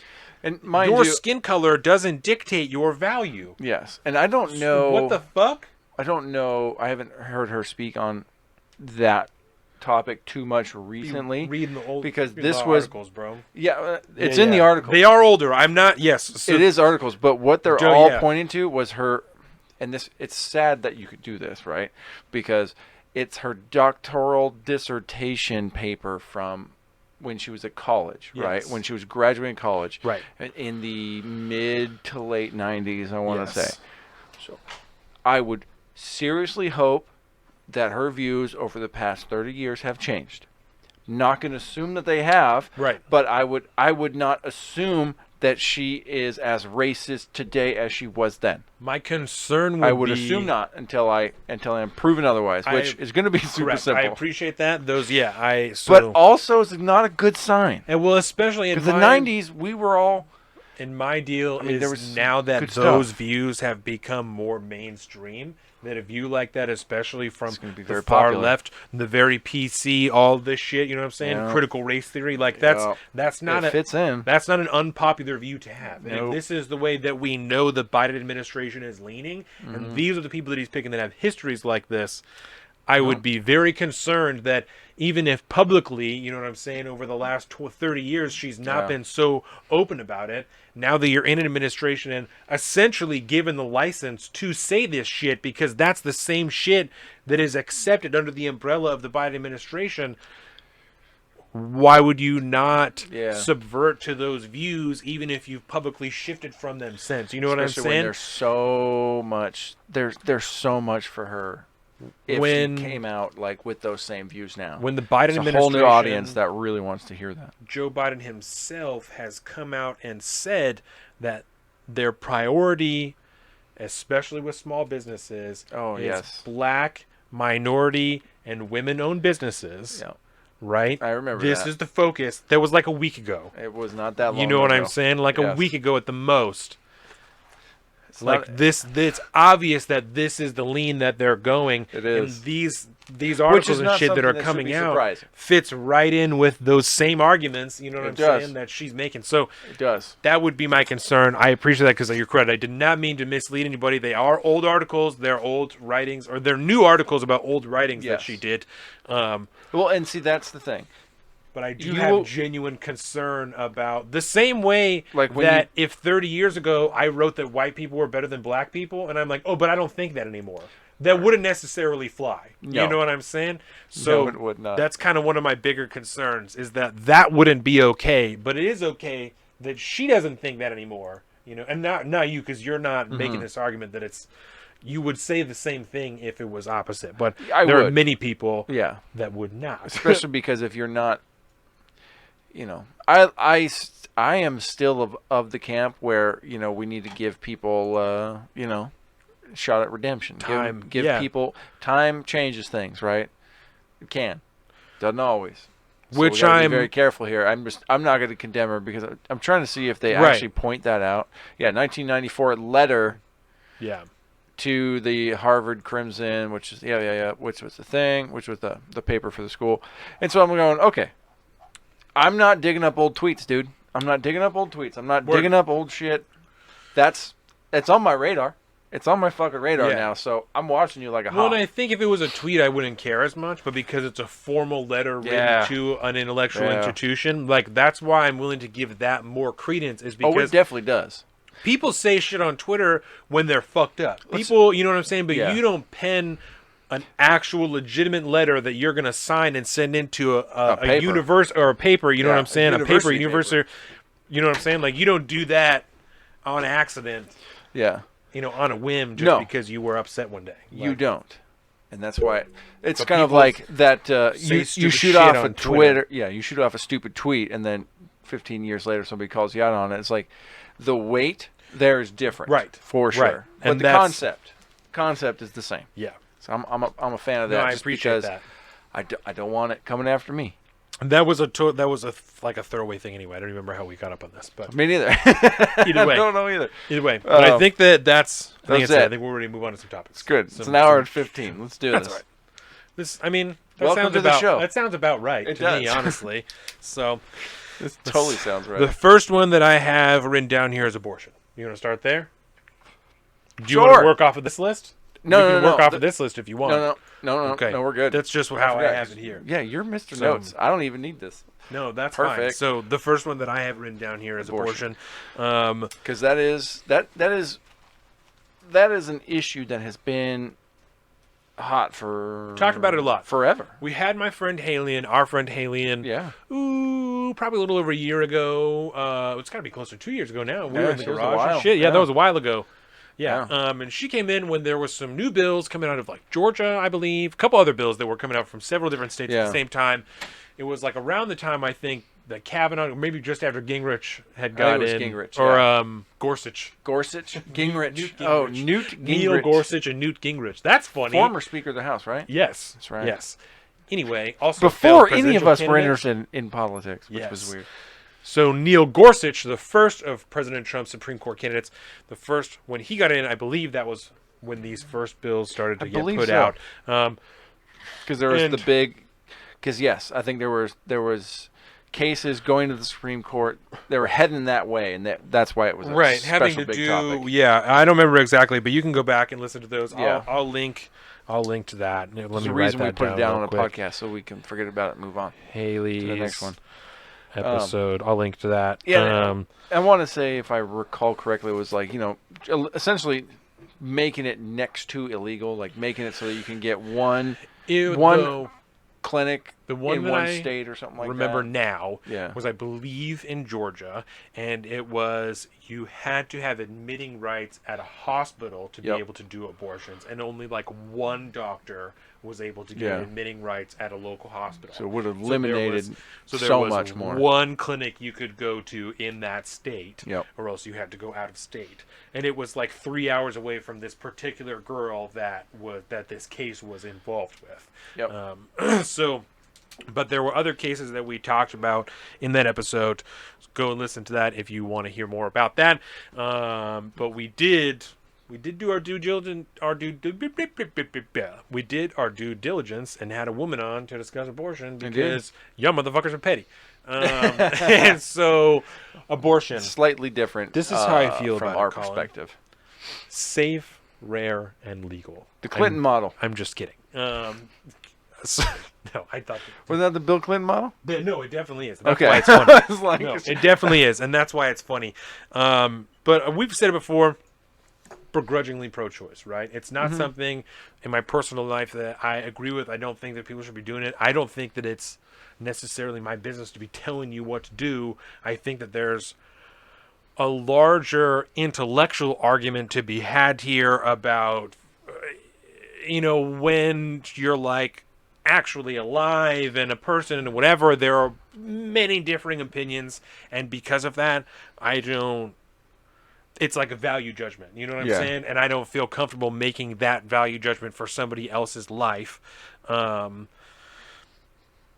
It's so much more complicated than that that's really the best that I can articulate and it. that perfectly makes sense, though. And because that's kind of also, what we wanted to do, right? And I'm nice uncomfortable, personally, in my deep morals, I'm uncomfortable with the state having say on what people do with their bodies. Yeah. You know what I'm saying? Like there's so many different aspects of that. Yeah. Because it's like personally, scientifically, Right. governmentally, Right, and I understand with this particular issue, like I said, that may be slightly reductionist because there's potentially another person involved depending on what your ideas on life and everything. Again, but another complicating factor. Right, but as far as the government section of it, I'm not comfortable with the government dictating people what they can and can't do with their body, which is the same basis for me to be okay with the decriminalization of drugs and prostitution, you know what I'm saying? Yeah. Legalized and regulated prostitution, like that's the same basis for those beliefs. I get the fuck out, government. Don't agree, or I agree with the Hyde Amendment in a way that I don't believe that federal money should be used to supplement the cost of abortions because that money comes from taxpayers who may believe that it's murder, and I believe that it's immoral to use my money for somebody else's murder if that's what I believe that it is, right? And I don't personally believe that, but if that is your core value, if that is your core belief, I think it's extremely immoral for the government to use your tax dollars, potentially, you're talking about cents, whatever, but to use your tax dollars, the pool of your tax dollars, to supplement somebody else's murder if that's what you consider it. So I am a proponent of the Hyde Amendment. I believe that that's something that needs to continue to be used, and I say that just because, especially in this presidential race, there was so much discussion about repealing the Hyde Amendment, where, we need to do away with it completely, and Pelosi said that, Harris said it, Biden said it, so that's potential reality or discussion that we face in the next 4 years. I am also a massive proponent of stem cell research. This is fucking antiquated thinking. Oh, yeah. Just do the goddamn research. Save people's lives. Do the Christopher research. Reeve could have been brought back like in South Park. That's the second reference today. I feel good about it. I think I might be able to squeeze one more in before the end of the show. So it's early. That's got time. 3, actually. We got time. That's 3. So... yeah, that's 3. I feel bad. I'm not on my game then. No, that's all right. But I also South Park. For that's God's not sakes. like that popular of a topic anymore. But that was a big thing when I was growing up with stem cell research, and it was like so controversial. And because it was very centered around the stem cells they would get from aborted fetuses. Right, but there's so many, just a million more places to get stem cells than just aborted fetuses. So many. So now. I am a huge proponent of it. You can get it from yourself, by the way. I think there's incredible research and potential there with stem cells. So lots of major strides, like in the sports injuries. Like tons and tons of crazy stuff. Most of which isn't okay in the United States. Strange enough. That's what I'm saying. Yeah. So that's where I'm at with that. Where are you at? What you got? With Schmishmortion, because saying it just makes you rhymes feel with dirty. Schmishmortion. Yeah. What was that from anyway? The 40-year-old virgin. 40-year-old virgin. Yes. That's right. God, I haven't seen What? that movie in a long time. It's from Knocked Up. Knocked Up. Oh yeah, Thank I was you. even thinking of Knocked Up, and I just said that. I'm sorry. It's like the It is from same Knocked Up. relative That's crew. exactly. It's They all Jonah make Hill does movies. say it. They're all standing at that table, and he's like, "Oh, what do you think I should do?" He's like, "Oh, I know you should do it. Rhymes with Schmishmortion." That's right. Yeah. Yeah. How could you? And that's the way I feel about it. Yeah. No, I was even thinking about. You're right. I don't. Go ahead. If personally, I would like to think that I have some morals to stand behind about it, or how I truly feel about, like, you know, if it was me. It's actually right up underneath there now. If I was in that situation, I don't know how I'd feel. I really don't know how I'd feel. I would probably want to opt towards my significant other at the time, the other, because she's got to, you know, Right. she's got to carry the whole deal. But like, The whole load. Ha ha. That's it. Keep going. Small load, big load. That's how biology works. Yeah, so I don't know. Not by ourselves, we shouldn't. You know, at one point in my life, I was very against it for no other reasons than, you know, abortion is murder.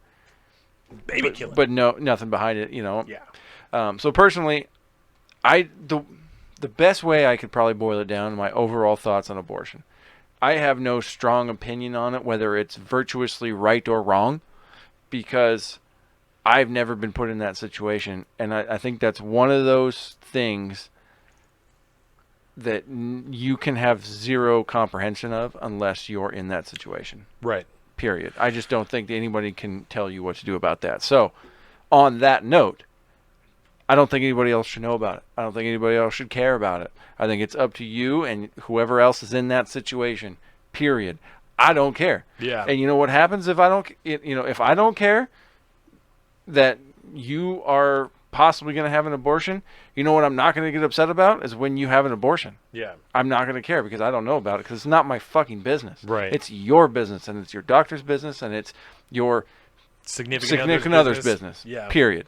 That's it. I don't care. Potentially, depending on circumstances. That's. And now we talk about governmental involvement. Yeah. The Hyde Amendment in particular. Huge supporter of the Hyde Amendment. No money federally goes to that. That's not no to government say, money, period, I don't think. And that's not to, at least on my part, just to clarify, I feel comfortable, and there are many people like, well, you can't, dissect where the money goes, but I am comfortable with government supplementation of people, getting other feminine services. You know what I'm saying? Like I'm not like Planned Parenthood should not get money. I'm saying it shouldn't go to abortion specifically. And like I said, there are many people who are like, oh, well, you can't, when it goes to there, then how do you control when it, whatever. Mm-hmm. I'm willing to give you a little bit of credence, at least thus far, until I'm running the government, Do some more regular audits. I don't know what to tell you. Yeah, right. Because give them the money if they need it. I don't, but just, when it comes to because what that really gets into, government's involvement in abortion really comes down to one thing and one thing only, which is like the quote-unquote healthcare aspect of it. Right. Because the federal government can give money to healthcare facilities. Mm-hmm. And in many situations, I think they definitely should. Just because, it never pays to have some more free clinics around. Right. Well, and that's what I think. If government is going to get involved in healthcare, free clinics around. Federal hospitals, I don't know, federal or federally funded. I don't know if I like federally funded private industry. Like, I don't know if, off the top of my head, I'm trying to think, if Planned Parenthood is a private company. They're a nonprofit. A nonprofit. And I believe that's why they're able to get government funding or like supplementation is because they run primarily off of donations. Mm-hmm. But yeah, I think they're just a nonprofit. I kind of feel like 501c3 or whatever. There should probably be a standard government-funded free clinic, that offers that as a service, just as any other, as if they offer any other service, right? Yeah. It's not a quote-unquote abortion clinic. It's a healthcare clinic where everyone goes to do whatever because that's what the federal government is choosing to do. If we decided that's what we wanted the federal government to do. And if you happen, I don't like all this we just give you money and you just do what you do. Right. I'm not into that aspect of it. So it gets pretty gray on the government involvement. Like if it was like a type of VA, like an actual just government run hospital facility, more power to you. Go to town. If that's what we decide as a nation we want to put money on, do it. Go to town. Go to town. Fuck it. On the grander scale. Oh my God. Again, I'm not thinking of abortion clinics. I love that. That's not what I'm thinking. I'm just thinking of government involvement in healthcare, period. Right. I don't know the current situation of private practice clinics that perform abortions that an insurance company will pay for. Yeah, I have no idea. I don't know that. I don't know That's very that. complicated. Because if that doesn't exist, I bet Larry knows. You I'm know, just we kidding. might have to- You'd have no reason to know that. I'd say other than the fact that he's a very handsome man, and I think at that point, Donovan, that's being very fucked up. Come on, buddy. Oh my I didn't think god. it was that funny. Oh my That god. funny. Oh, it's so funny. Oh my god. So, anyways, beautiful Larry. Hilarious. How did that? I just didn't realize that would affect Money. you guys so much. He's just the dollars person. That's why I picked him. Do you have anything else to say about this? About abortion. Yeah. No. So I I think that's about it. I think the last thing that I would say is we use this topic regularly as an example for giving credence to somebody's opinion, even if you don't agree with it, right? Yeah. Because there are so many people that are pro-choice, right? Mm-hmm. Yeah. Quote unquote pro-choice, because I think if that's pro-choice, pro-life is it's a tired fucking label It for is. a way more nuanced conversation. But Colloquially, it works. Though. yeah, there are many people who are pro-choice that either genuinely believe or spout the idea that the pro-life movement is just about controlling women. They just don't want us, they just want control. They don't want us to decide. They want this. And I think that in everyone's conscious mind, if you really sit down and soberly give thought, the idea that most people who are pro-life just want to control women's bodies is pretty fucking stupid. It's not the I Handmaid's think Tale that people. most people who are pro-life probably don't want to control women's bodies at all. There are, I'm sure, some people who are. There are people who believe in Sharia law and shit and don't think that women are even equals. Yeah. But I don't think most people who are pro-life are that. I think there are many, I know for a fact there are many people who genuinely believe that the moment a child is conceived, it's an individual person, and to abort that child is to take that life. And they also believe that taking a life is morally wrong. Mm-hmm. At their core, to murder is wrong. Whether or not you agree with them, if you don't give credence to the fact that they genuinely think abortion is murder, you will never understand the pro-life argument. You will never understand where they're coming from. Because that's when somebody's opposed to the Hyde Amendment, it's not because I hate abortions or whatever the fuck. It's because they believe that it's murder and they don't want their tax dollars to be used for something they are morally against at the fibers of their being. Yeah. And so we use it all the time for that example because it's such a good example for that. Oh, yeah. You have to give credence to that. Even if you don't agree with them, you think that it's fucking stupid, you think that it's backwards and You think wrong. that they're crazy, unhinged individuals. If you don't give credence to the fact that they actually believe that, then you're never going to be able to have a genuine conversation about this topic. And this is also how you get people storming the U.S. Capitol. Yes. And that's It's exactly the same argument. This is exactly. like almost any, I don't want to say almost any because there are certain things that are right and wrong, but like most societal issues that haven't gone away for a very long time, odds are is we just need to learn to agree to disagree and move on because they're not going to go away and we're never going to agree on it 100%, which is good because we're humans. And we this think is different. This is something. The last thing I skipped over this, but the last thing is I'm on this particular topic. I'm like on abortion. I'm open and comfortable to more of like a states' rights deal. You know what I'm saying? yeah, That's like yeah. here we have one deal and here we don't. And I understand the challenges and complications that come with that. Yeah. But Like I feel much better about the state government kicking in money of some kind if they're offering, a service that doesn't exist in the private market, or you can't get covered if you don't have money, because the odds of the onus, like the actual burden is going to be put on a lower income group of societies that are going to be pushed into the position where they were going to consider an abortion or not. Yeah. In which case, they don't have the money to pay for it, perhaps, because who has the money to pay for any emergency these days. Right. Most people don't. I think the easiest solution as far as the state by state thing goes, and it's not the least complicated, and it's not going to solve the problem, but the easiest like compromise, I guess, because not solution, would be to have a federal law like we do now that's like, in America, this is okay. You can do this here. Yeah. But then state by state, they're like, but not here. Like, right. You all figured it out. But not here. We're not doing this. In this country, that's something that's fine. If you're going to do that, it's fine. State by state, it's fine. Yep. But in this state, we don't fucking do that. Again, that's not the least complicated, but I think that's the easiest compromise there. Yeah. But that's not the answer to the problem. No. So, are you prepared to... That's all we got to do is agree to disagree on that one. Exactly. That's why. And Exactly. we need to learn to do that. And that was exactly my point. Yeah. Yeah. So the next one I have here is welfare. Yes. Welfare is a large general topic. And so I'll just start it here. As far as welfare goes, I've talked about it many times. I grew up state insurance, on food stamps. There are many different government assistance programs that we had to seek when I was a child. I am massively in favor of reform. Reform is as necessary as the programs are themselves, because there are people around this country that rely on these programs. They're not able to make it. There are people that need them temporarily. I mean, that's more so now than ever. Exactly. More so now than ever.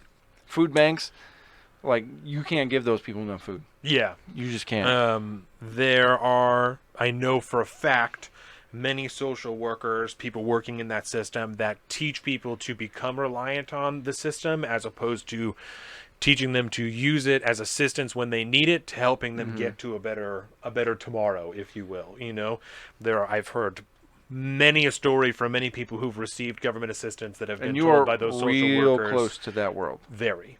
And it's not just somebody just many saying a story of people who've been told from their social workers, oh, well, if you do this, you can keep your benefits. And not when they've said, oh, I have the opportunity to do this, the social worker said, well, if you work this many hours instead, then you can keep these benefits. Which for some people is advantageous for a short period of time, but in many cases it's not to it's to take advantage, not make yourself the best that you can be, like at that time. You know what I'm saying?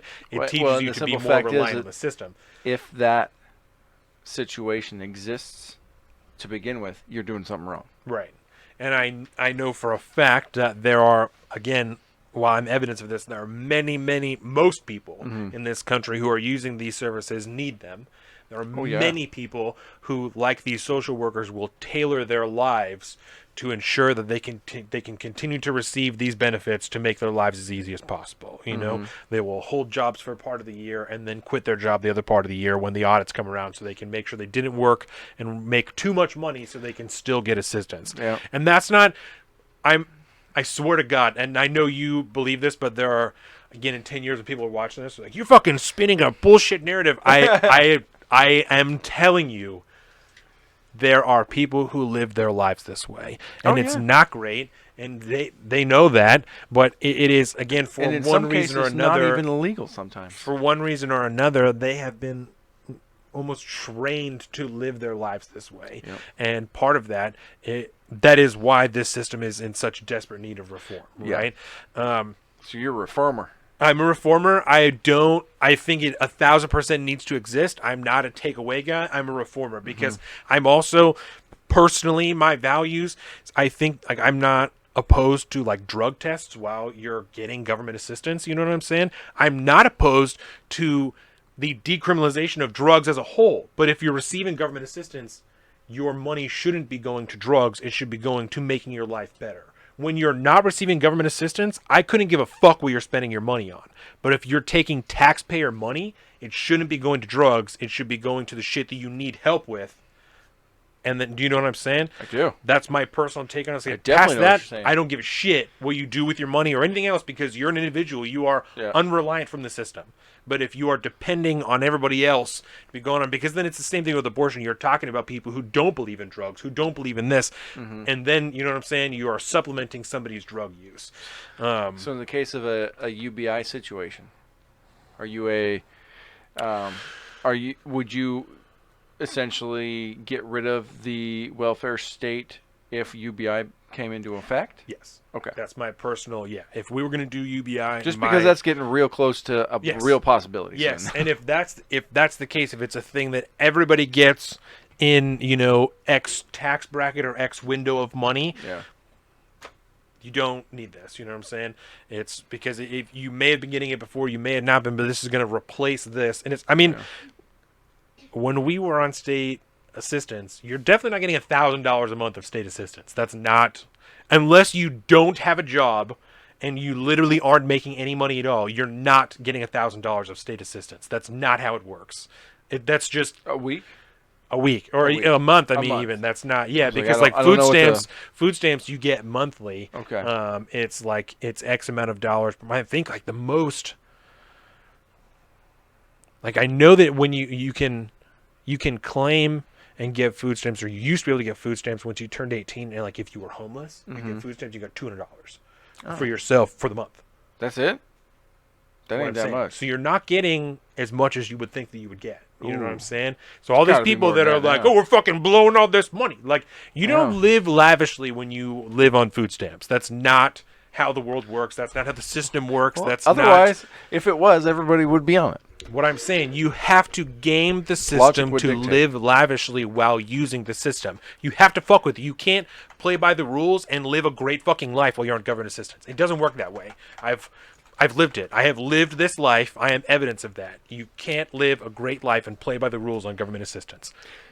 Not great, like I fucking hate my life, but like you have everything that you want and expendable money and shit like that. Like that's what I mean. Yeah, disposable income. Yeah, that's what I'm like. You don't have a bunch of disposable income. You can be on government assistance and still be perfectly happy with your life. I was still very happy when I was a child. I did not have a miserable childhood just because I was on state assistance. I just wanted to be Which is actually more of a benefit of it working well. Exactly. Because, so, you can only measure somebody's true welfare in dollars, for so much. And then, are they actually happy? And $1,000 is just the number that we threw out because that's the number that we always throw out. $1,000 per person per month is what. And so, if you're married, and like if Jordan and I both went on state assistance, we would get more money in food stamps, not only because there's two of us, but also we have a baby. So it's obviously increased per person. So if you have a family and you have food stamps, you might be getting $400 or $500 a month, but it's also split between 3 people. You know what I'm saying? Yeah. So it's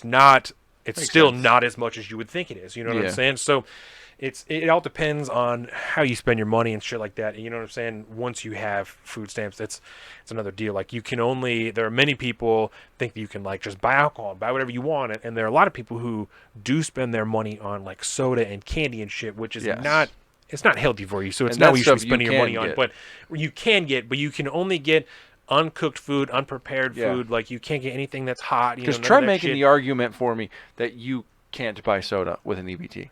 Because you can get fucked up that way, man. Like you can't not.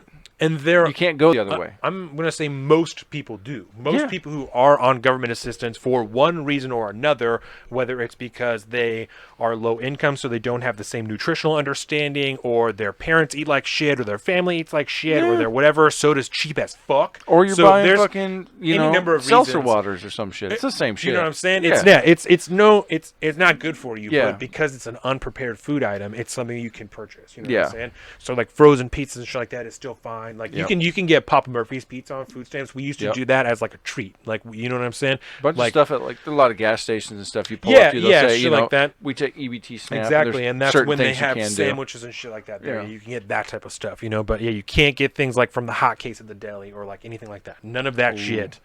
From Safeway. The hot case, bro. And they will, because it's on a card now. It used to be paper that you handed to the cashier. Now that it's on a card, if you go grocery shopping and you swipe your EBT card, it will only pay for the things that are EBT accessible. Oh, wow. That's all in the system. So anything that you have that does not count for EBT, you have to pay real cash for.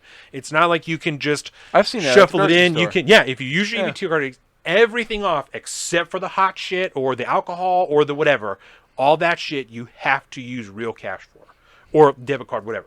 Real money. Which is so nice. Just so everyone knows. That seems like the can't best go to thing. The rec store. You can't go to the weed store. You can't. You can't No, you can't go to the liquor store. You can't do any of that shit. And you can't go to the movies and fucking buy popcorn and stuff. Like, it doesn't work that way. It's like a small piece of technology that the government actually got right. Actually That's kind of works. Fucking, yeah. That's... And I'm sure there's... Cue the confetti! Woo! I'm sure there's a hiccup or two that, many people would be like, oh, well, you can't buy this. Oh, yeah, but... For the most part, this system works the way that it's supposed to work. Which you know is what I'm saying? Which a is miracle in itself. a miracle in itself. So, so that's where I'm at personally. Vocational training. I believe that if you're going to be on welfare, especially if you're searching for jobs and shit like that, it can be an extremely long time for people to find jobs. Again, for one reason or another. I'm not taking people's responsibility away or placing too much on them for one reason or another.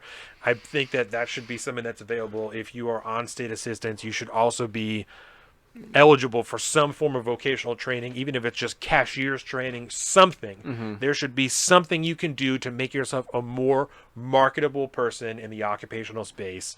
And I don't have any problem with my money going to that to make you a more productive member of society. Nah. So long as I like that. one day you are a productive member of society and then your tax dollars are going to this same thing. You know what I'm saying? Yep. That's my personal take on it because so many people are just stuck in the system, stuck on the system, don't know how to do it.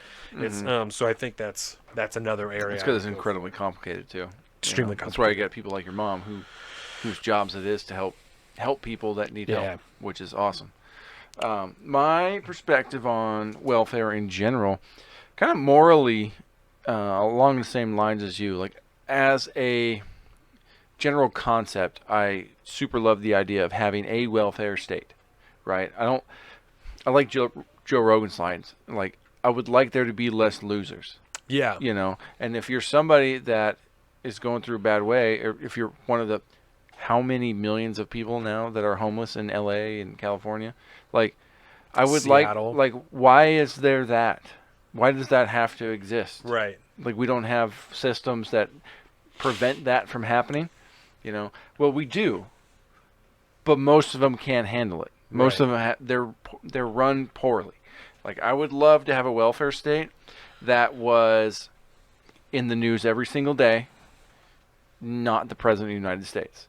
Like, I wish we were, we had that level of attention to how our, welfare state systems were running. So you're also because a reformer, huh? 100%. 100%. The best thing that... But the only good thing that Mark Ryan probably really talked about doing before he left the speakership. Matt Ryan. No, Paul Ryan. Paul Ryan. You said Mark Ryan. And Mark then I Ryan? said Matt Ryan, who's the fucking quarterback for the Ryan? Falcons. It's Paul Ryan. Jesus Christ. No, that's okay. Former Speaker I of the said House. Matt Ryan, so we're not in any better company. Yeah, right. Well, that was one of the things. Matt Ryan's just going to fuck it up at the last minute anyway. So. As per the usual. Because that's what he does, right? Just a 28-3 lead against the fucking Pats. Just going into halftime. No big deal. Fucking idiot. Fucking idiot. Go ahead. But yeah, when he was the speakership, he actually pushed for welfare reform a little bit. He talked about it, never really pushed it. But especially once Trump got in, he was like, I'm out. I'm out. I'm leaving. Peace. I'm out of here. Yeah, it did Can't not take handle it him long. anymore. But that's what I would like. I would like a welfare state that is run like a well-oiled machine, man. Yeah. That is there for people, that people know, instinctually know how to access it, they have a real deep understanding of what it is. Because I think part of the problem, like most things, is ignorance on what it is and how it actually works. People just have these base assumptions that they carry through as fact and act on and speak on a regular basis. But they've never been there. They don't know how. They've never gone through the research to try to figure out how it actually fucking works. Right. None. But, so if more people knew about it, maybe our systems that we have now would work better. We don't know because it's really fucking complicated.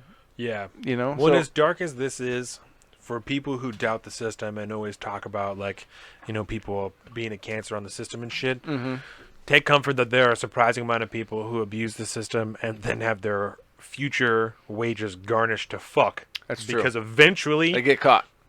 Similar to the IRS, the government fucking knows. If they don't know right now, they're going to know eventually. You might be dead, but they're going to know. They're going to call your family and be like, he was a real piece of shit. Like, he stole a lot of money from the taxpayers. And here's how much money. Your daughter's not going to give a shit, but there are many people who get Your jobs daughter's later. not gonna give a shit. Yeah, many people who get a job later, and they're like, "What do you mean my wages are being garnished?" And the government says, "Do you remember when you had all of this other supplemental income that you didn't fucking claim or tell anybody about, but you kept taking government assistance?"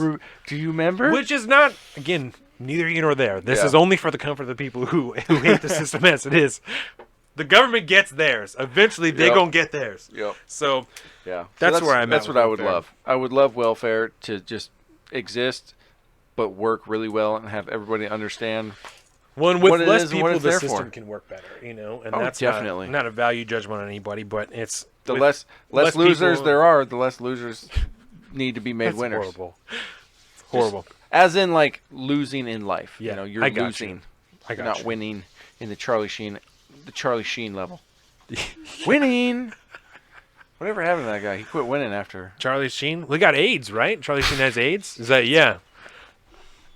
What? I know Surprise that. anybody? Just saying. Yeah, pretty sure Charlie Sheen has AIDS. You can look it up, but AIDS got Charlie Sheen. So he was doing weird shit with like tiger's blood and stuff. Charlie tiger Sheen's blood. a very complicated man. He like tweeted Charlie out. Sheen, much like the welfare system, is very complicated. It's very nuanced. He's a very interesting being. Yeah, Oh. it takes years of studying to truly understand. Anyway, the It's next like Trump rolled along and all of a sudden he was like, "Shit, man! Like I can't be the bombastic asshole that everybody hates now." Yeah. Fuck. He stole it from me. What's our next serious topic here? immigration. The next one I have Highly is immigration, serious. right? Oh yeah, we've got We've got talked about hours and immigration. hours Right? and Yeah. hours There's about this many. one, yeah. We had that whole. I had like that huge research thing that I did on DACA and the whole. Oh, so yeah. DACA all the way. Obviously, we've talked about it in the past. I'm a huge proponent of DACA. There are people that I know, children here that were brought here by their parents when they were little kids that Yeah. I believe have no fucking business being deported because their parents brought them here when they were children. Yeah, to a grown up country here, they've they're never raised been here, to. they've worked here. I mean, you're talking about, we've talked about this in the past, but I mean, you're talking about people who are active members in society that have gone to school because they had to dude. go to school, they have to Yeah. have jobs, they have to have all these They're things to fucking not our get age, deported. man. Yeah, there are. These. We I don't went know to what school- legal things you got to sign or do, but just fucking do it. We went to school with a couple of people who are in the DACA program, and I remember when the last Supreme Court case was ruled or not ruled on, they're like, we're not going to take Yeah. it, you know? Figure it out. Seeing shit online of like, oh my God, like this person was a fucking dreamer, is in danger of being Yep. deported because their parents brought them here when they were a fucking baby. Yep. Like, it's that type of shit that's like, that doesn't make any sense. Like, how can you Not how at can you all. argue in favor of that? How could anybody argue in favor of that? Right. I am a huge systems person, a big, you know what I'm saying, follow the rules guy. I could not give a shit. I am not, I don't understand how anybody could argue in favor of deporting people who were brought here when they were children by their parents. It's so That wild. is, especially on like any type of moral standpoint of like, what's the right thing to do? Is it? Is that it? the right thing to do? Is it? That seems backwards. They don't even know So- how to get a job in the country you want to sell them to, dude. They don't know the system. They don't because know the language, They bro. grew Yeah. up here. Do Yeah. you understand this? You've been sitting on this for so long, buddy. You fucked up. Yeah. The minute they became adults, game over, man. They're in the so- system. They're Americans. Period. This is a dangerous thing for me to say, but I'm an America First guy in not the Donald Trump or Joe Biden way, but in the way that we should all, as Americans, want what is best for America. And so, similar to the welfare system, I'm largely in favor of an immigration reform. It's way too fucking difficult to be here. I always knew that, but then, like, when you were telling me how long it took for your brother to get, Carolina, when you were talking to me how long it took for your brother to get here after you and the rest of your family came here, it's like, that just doesn't... like, Something how does that seems work? fucked up about how Right? this turned out. That like, oh, you're too old. You're gonna hang out for, you know, till we decide you can come here. Like that's, I don't know. That seems backwards. I think that's pretty obvious though. Even being able to kind of visit while he was waiting in the process. Oh yeah, Right. And when you're in the process, you can't even go visit. Yeah, he couldn't come to our wedding. It doesn't make Yeah. any sense. It's completely backwards. So I'm obviously in favor of massive reform because Doesn't make any sense. Yeah.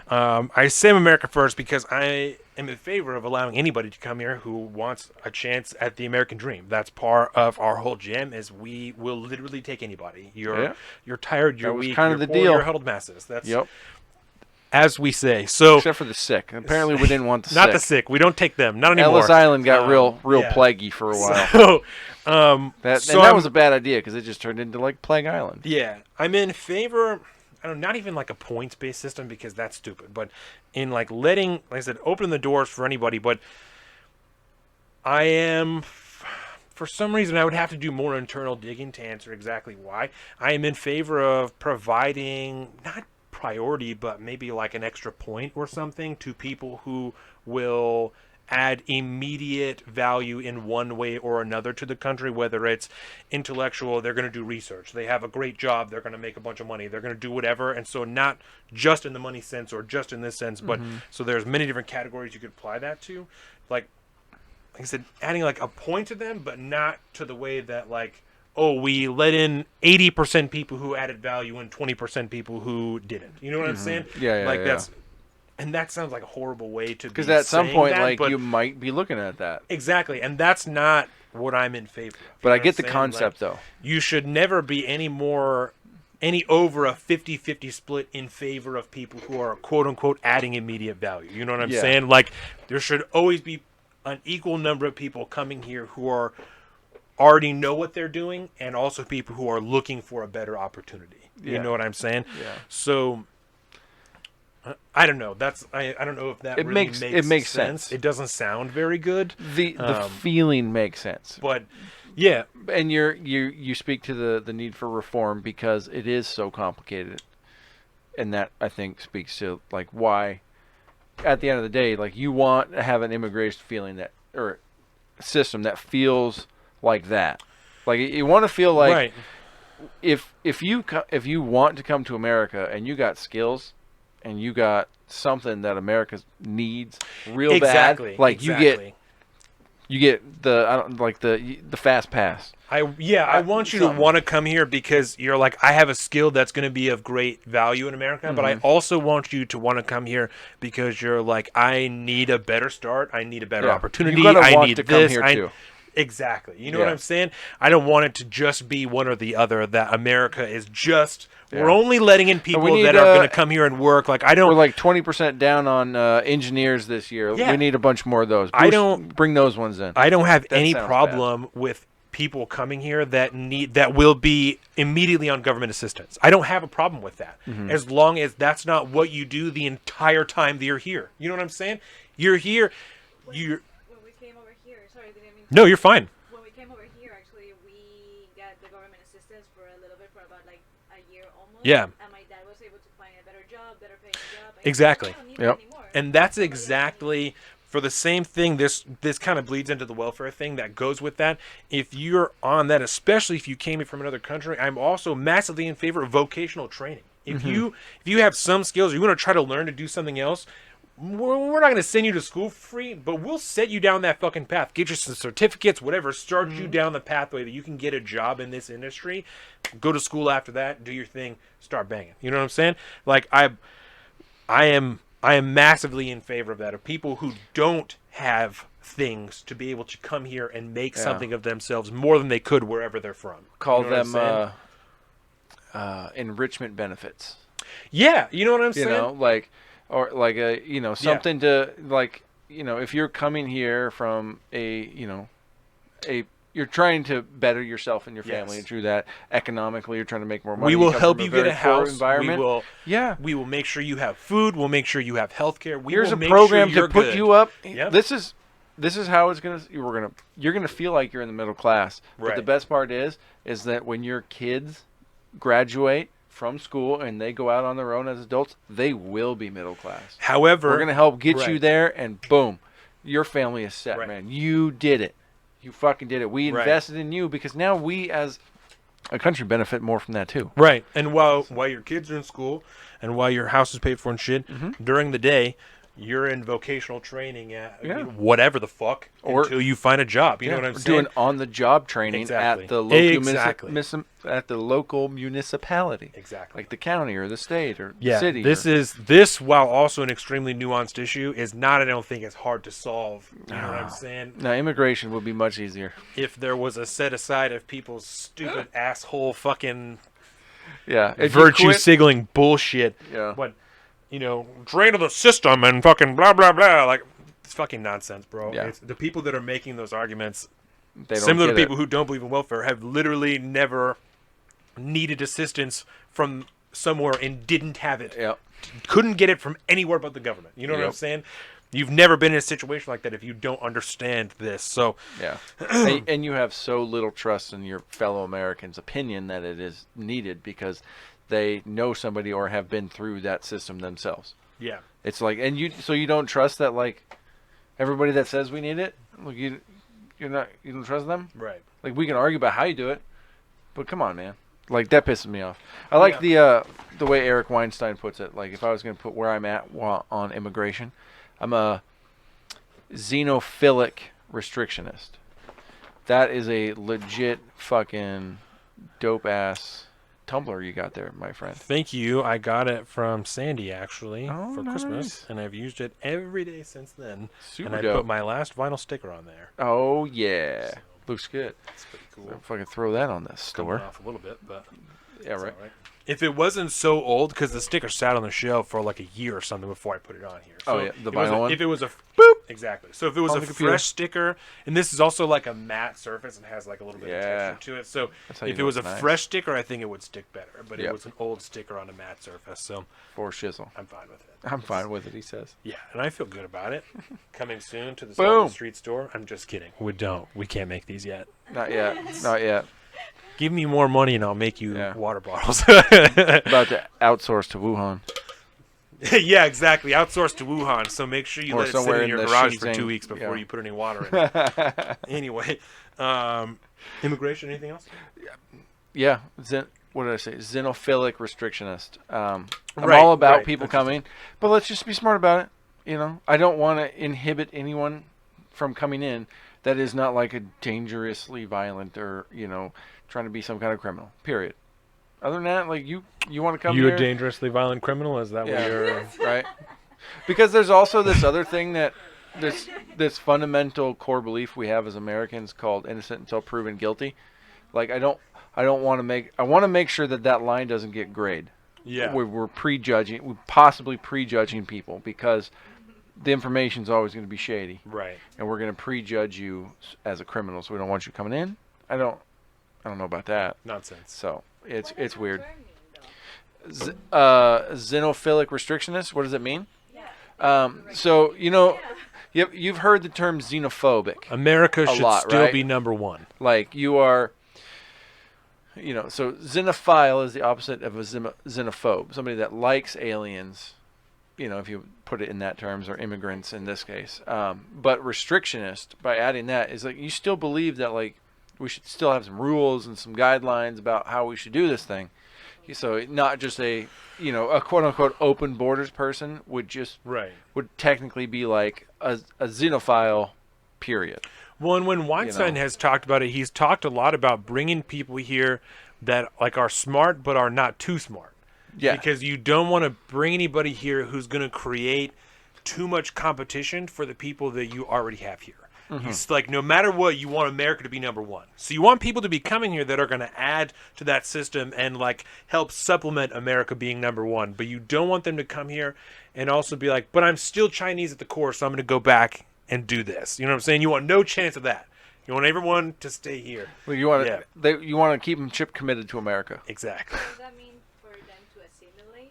Assimilate. Yeah, I mean, yeah, but maybe. yeah, but But not, it's like an extra step right. because it's more of like a personal. Right. If you want to become an American, we certainly don't ask that you abandon your traditions or your heritage, but also there are rules in America that you have to abide by that may contradict some rules back in your home country, but you don't fucking live there anymore. You live here now. So these are the rules, but also do whatever the fuck you want because this is still America and we don't really give a shit at the core. So we really and don't our give a base shit values, at we the don't core. really care. But when we see you in public, we want to know that you're an American because if you don't, it's going to scare us and cause a whole fucking Patriot Act thing, and it gets really ugly. So it gets really ugly. You gotta make the white people feel safe. Yeah. All you got to do is understand that an immigrant has to take an immigrant has to take an oath to become a citizen. Right. You being born here don't have to take an oath to be a citizen, so they're technically more patriotic. You have to renounce your citizenship. Yes. So just so you know, it's an immigrant that has taken an oath has done more for their country technically. They've done it like the equivalent of like a somebody that joins the military or Congress where you have to swear the oath. Right. Well, do that thing where most private citizens will never have done that. I don't know if disproportionate amount is the right. Maybe per capita, there's an extremely high amount of immigrants that end up serving in the military. Oh, word. Or people that come here because they served in the military, like joined in another country and then came here. Transferred through. That happens all the time. Yep. All the time. All the time. Hella Filipino people that I know, a lot of people's parents that we know, they're like, oh no, I joined in the Philippines and then I came here afterwards. So like, that's fucking pretty rad. So yeah, that shit happens all the time. Yeah. That's the real dirty truth about a lot of legal immigrants is that they're generally more patriotic than you. Oh fuck yeah! And that's the dirty little truth. Not a lot of people want to think about. When you even the ones that are like, "You took my job, get out." You're like, well, they're actually more patriotic than you. Sorry. When you came from what would be considered poverty or sub-poverty in America, and then you like become even middle class, and like you don't have any real debt, and your kids go to college. I mean, whoa. For a regular old white person, you might be like, "That's just what I do." But when you come from fucking less than poverty in America, and that's what you are able to turn your life into. I mean, that's exponential you came growth. Somewhere, that's amazing. Exactly. There are you hear more often than not. This country gave me this opportunity. That's why I came here. Like that. So we got to remember, like, if you're sitting there in your crappy little apartment in America, and like thinking, "Woe is me" and all this stuff, like. On the grand scale, like just strictly by the numbers, like odds are you're still in the 1% of the world. It can humble you when you need it. Like when you need it, you don't always have to. No, just to cover our bases. You don't always have to think of it that way because sometimes I'm real depressed and hearing other people have it worse isn't bad because fuck that person just because they have it worse doesn't mean I don't have it bad. Yeah, you know, I'm still that's not in a shitty way. Exactly. That's not to say that just because you're in America everything is great, but if you're feeling, like a real asshole and you need to humble yourself a little bit, be like, well, I can also go and play a game on the internet where they literally donate rice because I have free time. Whoa. Did you know that? Googling. I wish I could remember what it's called. You like answer trivia questions and it fills up this digital rice bowl, and every question you answer correctly is X amount of grains of rice that's being donated freerice.com to another country. Maybe. Yes. Swear to God. Swear to God. It's just trivia questions. Games for Change. Free rice. Gamesforchange.org. 20 rice to the World Food Program for every word that you correctly define. That's what it is. Yes, that's exactly it. That's exactly it right there. Yep. Is there Games for Change? Not right now. Damn it, Colin. I haven't gotten that deep in the OBS Gamesforchange.com. Digital rice bowl. Yeah, it's words, and you pick what the meaning is, and the rice bowl fills up. You know what? You donate. It'll be in the description. The link will be in the description down below. There you go. Free rice. Will you write that down, please, babe, on that piece of paper? Gamesforchange.org. Sorry, excuse me. She's putting on her fucking lipstick. Producing the shit out of the show, right. Though. It's down in digital. Well, she does it. Yeah. Ooh, snap. It's a word. Yeah. Immigration. Okay, so it's good. We're like 3. I don't know how many. Immigration's done. That's immigration. Check. Second Amendment. This one's gonna be quick, right? Quick and easy. So yeah, because we talk about this all the time. To the teeth. To the teeth. I know that's El dente. which again, this is one of those things. If you listen to the first episode, you're gonna be like, "What the fuck happened?" So you're gonna have to find in there when Dax was born and shit, because that's around the time that this went down. Armor. I mean, obviously, I'm in favor of armor. I took mine off. You guys heard it earlier. I had mine on. Colin's skinnier than me, so I got the fact warm. that this is now become an issue in 2A. I'm starting to get upset. That's pretty crazy. I'm wearing a vest with some steel in it. Leave me alone. Or ceramic. Ceramic with a poly backing. That fours, baby. Level 4s. Yeah, and these are the special thread plates. Also works great as just a general weight vest. It's nice. It's heavy. Makes you feel real light afterwards. Yeah, these are ceramics too. Probably wouldn't want to be sporting one of these when you got COVIDs, but this is so like each of those are like 6.5 pounds. And so it's like 13, and then I think the carrier weight's like 2 pounds, so 15, and then I got 3 mags on it, so 18 pounds. Heavy duty. So nice. Anyway, so armor, full auto. I believe that citizens should have access to full auto firearms. Look at you. I progressive over the here. whole nine. I would concede to background checks, because I do believe that if for violent crimes and things like that, because quickly. Let me start over. Let's do it. I would concede you to looked at me quickly. Near immediate background checks would be something that I would morally, if I was to be able to make up all the rules. Kind of like what we have now. 10, 15 minutes. Like that timeline? But it doesn't take, it's not 10 or 15 minutes. It's like, can take days. And that's why when you buy a firearm, you're supposed to wait 10 days. But sometimes it can take more than that. But yeah, it's true.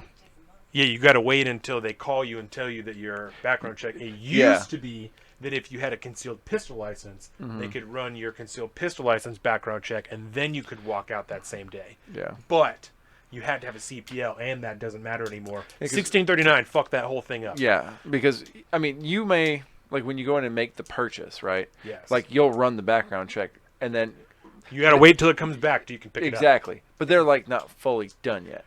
Right. So that timeline right there of you go to an iPad and you fill out the form, and then it hits the universe, the internet, because I don't know why they have to take it and submit it and shit now. But next background check. Yeah, and then it goes whoop, and then you would like one that goes green check. I'm down to wait like 15 minutes. Like I think that it should be. If we're going to be doing background checks, this needs to be something that can be done effectively in a store trip. It's not gonna hinder your store trip. No. Especially if you don't have a criminal history. I have literally zero criminal record at all. There is no reason at all I shouldn't be able to. A miracle. I shouldn't be able. Childhood. Swear to God, I've said it more than one time. There's no reason I shouldn't be able to walk into a store, buy a firearm, and leave that same day. If I have no record of mental defect, of criminal history, of anything that would lead to anything untold, there's no reason that I shouldn't be able to walk out that same day with the firearm. In my personal opinion. I understand there are many people who are like, what do people get angry and in emotional problems? You can't limit people's rights to control for the few that choose to misuse them. Yeah. And so that's why I'm for like instant background checks, because I do believe that if you're going to abuse your Second Amendment right, you no longer have access to it. If you're going to buy a gun and then shoot a bunch of fucking innocent people, you don't get to buy guns anymore. Even if you go to jail and then get out, you know what I'm saying, 20 years later, you don't get to buy guns anymore. Because last time you did that, you fucking murdered 10 people. You don't get to do that. Not cool. Not cool, man. Not cool, Not man. Right. You know what I'm saying? So I'm fine with that, just Be because cool, kids. I don't don't believe shoot that, up your school. I don't believe that people who have been violent with firearms should have continued access to firearms. Yes. I believe there's also exceptions to that. There's reform and all kinds of stuff, and so it's obviously a gray area, you know? Okay. There are people I know that have had their, not for these things, but have had their right to bear arms taken away, and then they can go and get it back later, you know? So there are some crimes where that's okay, that it's taken away on the front end, and then you're able to get it back after X amount of years of no criminal history and whatever, you know? So, yeah, like you're showing through experience, you're cleaning your record. Right, so there are some exceptions to that. Murder would not be one of those things, you know what I'm saying? Murder with a firearm specifically would be one of those things. Also, stabbing somebody to death probably wouldn't give you a gun afterwards, but neither here nor there. Again, this is a gray area that we can discuss when Colin and I get to sit down and write the gun policy for America. Anyway, so background checks, near instant, normalize kid and militias. I don't think that, partially because I don't believe that the military should be such an enormous structure or thing. I think that it should be way more normalized for people to wear kit, and I think it should be way more normalized for individual states and counties to have militias of non-crazy people. Oh, but Donovan, we do. They call it the National Guard. Yeah. No. That's our militia? Actual citizens, like regular dudes who have, you know what I'm saying, that don't... Like, we know the National Guard are citizen soldiers, but let's be real here. And I believe in myself that if it were a more regularized thing, more normalized, it wouldn't be full of like a bunch of fat fucks, you know, that are just like a bunch of fuds and shit, because the dudes like you and I and Jake and your brother and Michael that would be location wise like in the same militia, you know what I'm saying? The stigma, are gonna look at the fat people and be like, you guys got to figure something out, because you know, do like, what you want in your own life, but you're not helping us out if we have to go out and do battle. I don't want you covering me because you can't fucking run with me. Like, and so I think that type of shit, you know, that because that's when Vice News and whatnot covers militias now. That's what they always talk about. You know, you really unfit militias. Dudes in, you know, ill-fitting plate carriers and, you know, old army fatigues that are doing this and training and winded after a small run. Like, I think that a lot of that shit would go away if more people were in militias. Like, if the stigma wasn't so severe, the stigma wouldn't exist. And I don't think that they should like take over for police forces or anything, you know. But I think it should be more normalized. And anarcho-capitalist shit. Shit happens, you know. If there is fucking, I don't know, some type of shooting in a mall or something like that, you're more likely to have dudes that are prepared for something like that, so that maybe less people will die, maybe something can be done, you know what I'm saying? If you got 5 militias in Kitsap County, the likelihood that if there's a shooting at the Kitsap Mall that at least one dude with militia involvement is going to be there is way fucking higher, you know?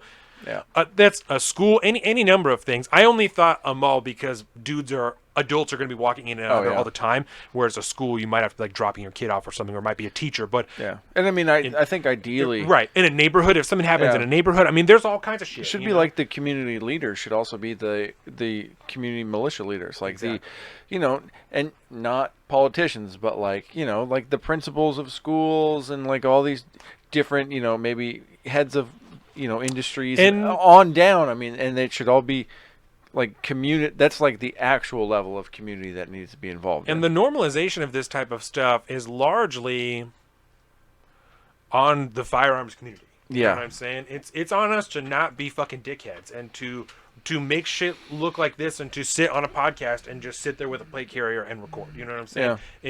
It is our responsibility to make it not look like a bunch of crazy assholes, a bunch of QAnon Proud Boy motherfuckers when you wear a kit. It's our job to do that. It's my protest. Do you know what I'm saying? So we, as the firearms community, need to be less assholes, less scary, less intimidating about the whole thing. But as is every other topic we talked about, people in general need to be more understanding of what's going on and be willing to listen instead of write people off as Proud Boys or crazies or whatever, you know? Now, as you've been talking about this, right, I was forming this weird connection. Tell me if it's nothing. Okay. Is it weird that we have a society so... We have a group in... Probably a decent amount of people, I would say, that would call themselves like free speech absolutists, like, you know, that really believe and stand behind the concept of free speech, right? But we don't put as much weight behind the Second Amendment. Yeah. The one right next to it. Like, because you cannot tell me that words have not killed more people. The effects of words and people's freedom of speech has not led to more people dying than the existence of a firearm. Certainly. Isn't that kind of like words start wars? Guns can shoot people. But and I think words part of start that, wars. Is like the perceived danger aspect, you know, the misunderstanding of the tool thing. Like, because you could kill somebody with a gun. People really like to minimize that argument. You get up on that soapbox and you start talking for a little while, you might storm the fucking Capitol with a couple thousand people. But I've also, you know, Dax is not yet 2 years old and he has a Nerf gun and we've already implemented the targets around the house. You know what I'm saying? That like, you don't point this at your mom. You don't point it at your dad. You don't point it at the dog or the cats. No people. You point it at these targets because that's as of now, you know what I'm saying? That's Yeah. what this is for targets. Yep. This is for targets. That's what you use it for. And when he's old enough to comprehend the fact that it is the difference between a tool and a toy, right. now you can go And shoot your friends with and it. I come here with, you know what I'm saying, with that all the time. So he sees me leave the house with it. I've cleaned my weapons from him. Like, he sees me arm myself with my pistol every time we leave the house, you know. He knows that they exist. Oh, yeah. Doesn't understand, Literally, obviously, what visually they are. born into it being done in front of him as normal as can be. Right, and I'm not going to create that stigma for him that this needs to be hidden from you. This needs to be this. It needs to. I'm going to securely store them because you're a child and you don't fucking understand the large term consequences, but you also need to understand that this is a tool. This is not something, it's not a weapon, or it's not a tool of damage, or you know what I'm saying, or anything like that. It's not a malicious object. This is something that I carry every day to protect us because it's a tool of safety. It's a tool, and the way that it's used depends completely on the intent of the person who's using it. You know what I'm saying? Mm-hmm. So regardless of, I even saw, since we started getting into guns, I've like, you know, seen more shit in like media and stuff, you know, that I'm like, oh, well, they obviously fucking hate guns. That even in like the Avengers movies, and I think it was like that level of media. Oh yeah. Like, Civil War, I think, and Captain America doing something, throws a shield, knocks out like 4 dudes, you know, and then he's talking on his radio and he's like, they're fully automatic gunfire, right? Because they're fucking bad guys. So they have full autos, right? Because you got to have machine guns, baby. Body armor, bulletproof vests, AR-15s, this, and this. Okay, no, it's not a fucking AR-15 because it's automatic, and that's for a regular person who doesn't know. They don't give a shit, and I'm not upset that they got it wrong. I'm upset that creates a stigma in America that these bad people have AR-15s, but they don't. They have fucking M4s, they have M16s, they have whatever this other automatic weapon is. They have. They don't have an AR-15 because it's automatic. Because an AR-15 is not fully automatic. That's the thing that pissed me off. Is not that. Well, because you know they didn't do it on accident. Exactly. That because I know it wasn't an accident. I know it wasn't an accident. It was done that way to help push that. You know what I'm saying? Yep. That's the shit that I don't like. That's the shit that makes it not acceptable for you to wear that and for me to wear that and for me to even show my son that I own a gun or that it exists or that people will use it for something other than to kill other people, you know? It's just not, that's ludicrous, you know? Ludicrous. It's nonsense. It is.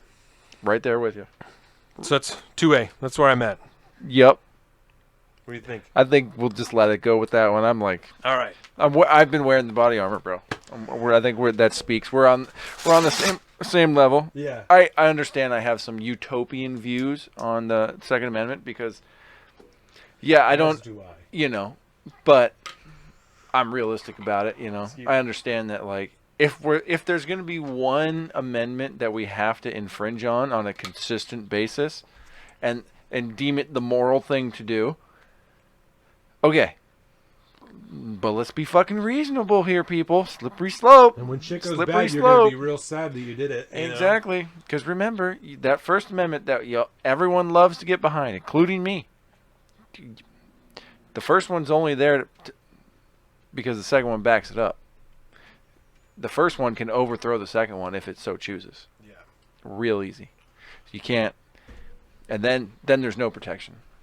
So that's where I'm at on 2A. Love it. The next one that we have here, social media censorship. It's going to be a good one. Okay. So this is a topic, obviously, this is a tough one. In the last years, that's been a huge problem. But specifically in the last few weeks, Donald Trump, Rand Paul being pulled off of Facebook, Donald Trump being pulled off of Instagram. He is, as we said earlier, back on Instagram and Facebook, or at least his accounts have been activated again. And it's not just Parler. That, no, it was the Great Purge, man. We're talking tens and hundreds of thousands of users gone. And then, just gone off of all these platforms. We started seeing journalists, mainstream journalists, start calling for the expulsion of other people because they didn't like their views. Jack Posobiec from OAN, people were calling for him to be pushed out because he was like a proponent of Stop the Steal. Oh, yeah. I saw people calling for Andy Ngo to be pulled off because he's a fascist and he's doxing people. And then I saw that releasing the personal information of people involved in the Capitol riots isn't doxing because they were out in public. Interesting. It's doxing for Andy No to post the mugshots and the criminal charges of people who are being arrested and then released on bail in Oregon.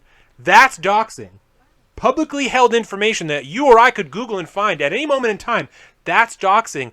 But releasing the private and personal information of people who were at a riot, that's not doxing, right? The fuck? Wasn't it doxing during the summer riots? Of course, Colin. I feel like that was doxing But back that's then BLM. too. Now it's That's not doxing as fuck. AF, bro. Now we're not doxing? No. Okay. No. These are white supremacists. They're all criminals who need to be brought to justice. They're white supremacists, Colin. So... Wow. We've been talking fucking white about supremacists. shadow banning for A while. 3 years now. All 3 years. And it's a problem we ran into pretty fucking early. This is true. So I find it hilarious how many people didn't believe us until like a month before the election when they're like, oh no, you can't talk about these articles. Yeah, And at no, all. you're not allowed to share this video and you can't talk about this. Don't talk about coronavirus or masks or any of these things. And now everyone's like, oh my God, the tech overlords are literally controlling our own speech. And like, How did this happen? And I told you 3 years ago, before we started doing, maybe while we were even doing this, right? Yeah. And Twitter's pulling shit off, and Jack did that Joe Rogan with Tim Pool and, Oh, and yeah. whatever that woman is. I'm still standing there at Bennick, and I'm like, fuck that. It's a fucking private company. They can do whatever they want. I don't give a shit. Go to somewhere else. What the fuck does it matter? Like, and I understand 1,000% how easy it is to get lost in that and so stuck in like, I understand what you're saying, and I believe you. But also, not like that I didn't believe in shadow banning, but like, I felt very much that Twitter's a private company. If you're not going to follow their rules because they can make whatever rules they want because they're a private company, then you have to go somewhere else.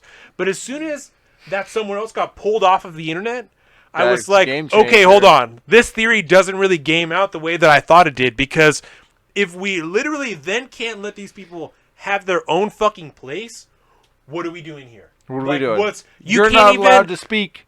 You can't even try and say that it's for free speech or protection because you just can't have a place. You don't get to have a place to talk. Canceled. What? Yep. That shit, that one shocked me, right? It was big. Never even conceived of that being a reality. Even when you and other people are like, oh no, this is just the first step. I was like, you're crazy, bitch. So... and it's the release of the Kraken, man. The real release of the Kraken. It's been slow, but now they've realized what they can do now. Right, because I also felt like, no, man, like if they change the rules that's like, too left, then people will just leave the platform and they'll just revolt and blah, blah, blah. They won't. They'll just get more people who believe in that. They'll just keep finding people who don't give a shit, and they'll follow those rules, and they'll vote for the purging of anybody who even bucks them the slightest bit. Yep. It's the echo chamber, and it's an ever-growing echo chamber. So I believe that it goes without saying, private companies should not be in charge of what can take part, who and what can take part in public discourse, especially under the guise of like public safety, or even rules under the guise of public safety like bullying and like shit like that. We've seen those get subverted into things like dead naming. Yeah. Where if you're using someone's name, even inadvertently, or saying, well, when men aren't women though, or things like that. Can't say that. Immediately pulled, right? Yep. So I even have a hard time conceding to those things, because we've seen them be subverted so readily already. Mm-hmm. So I don't want to say unfortunately because I think that it's a good thing. I've arrived after many long hours of thinking that the internet, you're going to be like, no shit, you stupid asshole. The internet should really be a place of unfettered free speech following the same guise of the First Amendment that we have now, that there are very few things you can't say, and past that you can say whatever you want. Word! And I know, you're just like, you stupid asshole. And if they don't want to follow these rules, I hate how much I'm saying everything you've already said before. No, you're good. You're good. I love it. Keep it going. Follow these rules, then they need to be held liable as publishers for everything that's there, not just the things that they don't like. So, Hopefully, I Word. didn't steal all the words out of your mouth. That was really good. You are my spirit animal right now. You've embodied my Here we are. where The I'm growth at. that I have done over the last 3 years. Guns and a free speech warrior from hell. Look I at know. you. I What did I do? I know. I didn't. This is a very light touch, ladies and gentlemen. I didn't do much. All I did was like, hey, let's talk. It's just bullshit. But then we did. Record it and put it on the internet. Yeah, fuck it. Why not? Hold you liable for all the backwards things you're saying, you idiot. Oh my God. So, I'm not gonna really repeat anything you said because I'm just gonna continue on with it because Because hopefully I didn't steal all your... no, because really, I mean, everybody should be remembering this. Everybody should be thinking about this. You know, everybody remembers a time when the internet was the Wild West. It was this free place that you can just go do whatever you wanted to do. Now, you know, because the real problem is here, right? Like, Donald Trump has been kicked off the internet necessarily. Parler hasn't been. Parler was kicked off the internet. Parler was kicked Right. out of the free market. Now, Like, you don't get to yes, exist as a and company it is anymore. not impossible for them to re-enter the market, Right. but there's cost to that, and it's don't know if you can do it or not. It's Yeah. not like It might not be it's not fiscally that viable. yeah, but that has never existed before until just now. Realistically, You mean the power to control that? socially, the power has been there because it's all just the flick of a switch, the touch of a button type of Yeah. stuff. Like, you could always do it. But the fact that the social pressure was enough to push a private corporation that usually just does whatever the fuck they want to do, that makes them money, that caused them to do that and have punished these people and pushed them away and exiled them, banished them away from the conversation that they're having or allowing to take place under their giant platform, right? So the problem with deplatforming is like one aspect of the argument, right? Yeah. Because there are more platforms. Right? You could do platforming.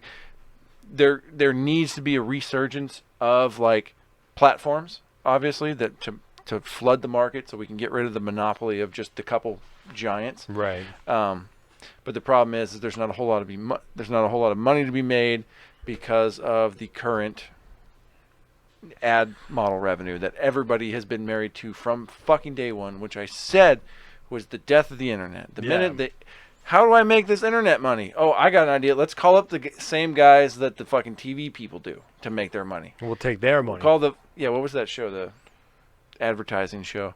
Mad Men. Mad Men. We'll call the Mad Men up. That's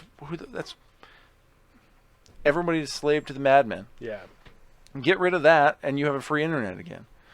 But I don't know if you can get that. I don't know if there's nobody's. We've gone this long, nobody's find another viable financial option. Right. You know what I mean? Like subscription based. That's one way to do it. But the problem is, you need to have a giant audience before you rely on subscriptions, because you will get a small fraction of your Right. audience to actually subscribe.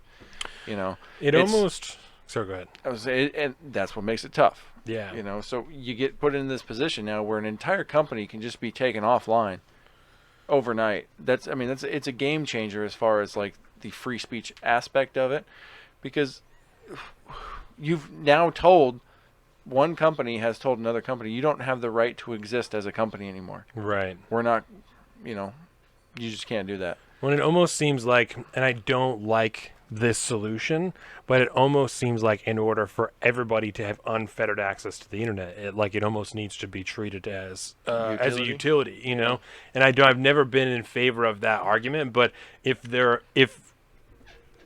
we literally aren't able to leave it up to private businesses to do it equally, then we need to make it illegal for it to be unequal. You know what I'm saying? Yeah. And that's like, and because that's how I feel about it. Like, you can't restrict somebody's access to water or power. You know, you have to give. If their house doesn't have access, you have to be willing to do it. You know, so The difference is those are all like things. and that's what I'm right? saying. Like, Even I don't. power I don't, is like, and that's it's I tough. feel you. I feel you, and that's what I'm saying. I don't love this argument, but Yeah. I I could make the argument to you that even though the internet is not a tangible thing like electricity, like tough. water, there is so much daily life that requires access to the internet. Hard, yeah. It is. I definitely, I'm not arguably as vital as those two things. I'm definitely not arguing against the fact that, like, it's necessity, right? Like 100%. Like, but the problem, it's so new, we don't know what it is. So I'm telling you, that's why I don't like this. But I don't see another as far as to like force equality the same way that we've done with other things. You know what I'm saying? I don't. Yeah. So I'm very interested to. What are we talking about? Like server farms? What I'm saying. You know, and the government pays. Do we just build them wherever in the middle of the ocean or something? Like I don't. Yeah. I don't know. Just build them on the polar ice caps. Melt that shit. But something. And it's almost like it would be easier just to do a legal remedy. Like you can't. Sorry, if you want to have business on the internet. That's what I'm saying. If you want to take advantage of 230. You got to follow these fucking rules. Exactly. And if you don't follow these fucking rules, guess what? No more protections. You're liable. See your ass in court. Yeah. You got the fucking money to fight them. You're the government. Exactly. Fucking fight them. There are some antitrust stuff going on right now, but that only does so well. I'm excited to have more tech people on. Yeah, and talk to them about that. Yeah. I'm gonna talk to Paul to Larry about that too. Yeah. Larry about Bitcoin and about what to do about the internet. I'm sure he's got a lot to say about social media censorship. Oh, fuck yeah. Do you have anything else to say on this? No, I think that's good. I think the last thing I have to say on social media censorship, using a platform to systematically silence certain people and or certain speech is un-American and should not be allowed here. Word. That about sums it up. I'd say that's very healthy. All right. The next one I have, money in politics. Right? So I'm going to go ahead and start with repeal Citizens United. Please. I don't believe that corporations should be involved in politics at all. Nope. I'm not a favor of. I understand the necessity is not the best word. The purpose of lobbyists, but I do not believe that any money gifts of any kind should be. No dinners, no fucking... nothing. Nothing. Should be scheduled meetings between 9 and with 5 with only. A third party there. Yes. Like it should be highly regulated. If you're going to have a private company, you should be able to have somebody there to argue in your favor. I want a judicial clerk Capitol. From the judicial branch. I want I want an aide from the Democratic Party if it's a Republican, and I want somebody from the executive branch. Yeah, no money, no trips, no dinners, no anything. No nothing. Get a gift, get the fuck out. Anybody finds out that you got anything of any value at all from a private company, get the fuck out. No public service, no checks, no fucking nothing. Get the fuck out. We should also, at the same time that we do this little reformation you're talking about, yes, we should expand the congressional jail underneath with more cells. Yes. That way, when it does happen, we have places to put them, and the Capitol Police can just arrest them and put them down there until the regular police get involved. Yeah, I like this idea. I also believe there should be a gap, a time limit or a time gap. I don't know how long between private sector service and public sector service and vice versa. And you know what I'm saying? Yeah. There's some loose ones like for the military. Yes. But there's a couple maybe but loose there's things way too many people that are able to work for a defense contractor, say, and then go and become the Secretary of Defense. Yeah. That type of shit, none of that. No more of that in any type of way. I'm saying like even 10 years is like not that long for someone who's fucking committed to the game. You know what I'm saying?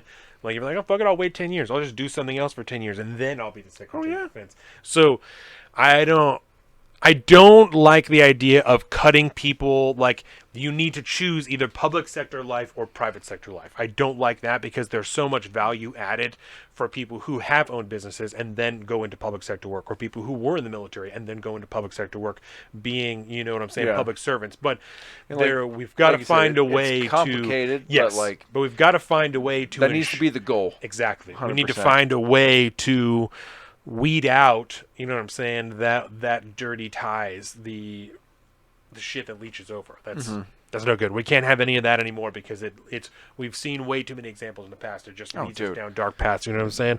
And you generally don't have to look that far back. You just need to start looking, and soon you will find a case. Exactly. It's fucking disgusting. Yeah. Zero tolerance policy. 100%. Yeah. So that's all that I have written down here. Where are you at? Yeah. Politics. I see the advantage of like the corporations being able to do that. I understand where Citizens United comes from, but at the end of the day, I wholeheartedly disagree with the Supreme Court on that one. Like, it just does not make sense. Yeah. Corporations are not people. We cannot do that. You know, the titans of industry should be able to donate to no more, dollar amount wise, no more, no less than me or you. Yeah. Like, we should not be allowed to do that, right?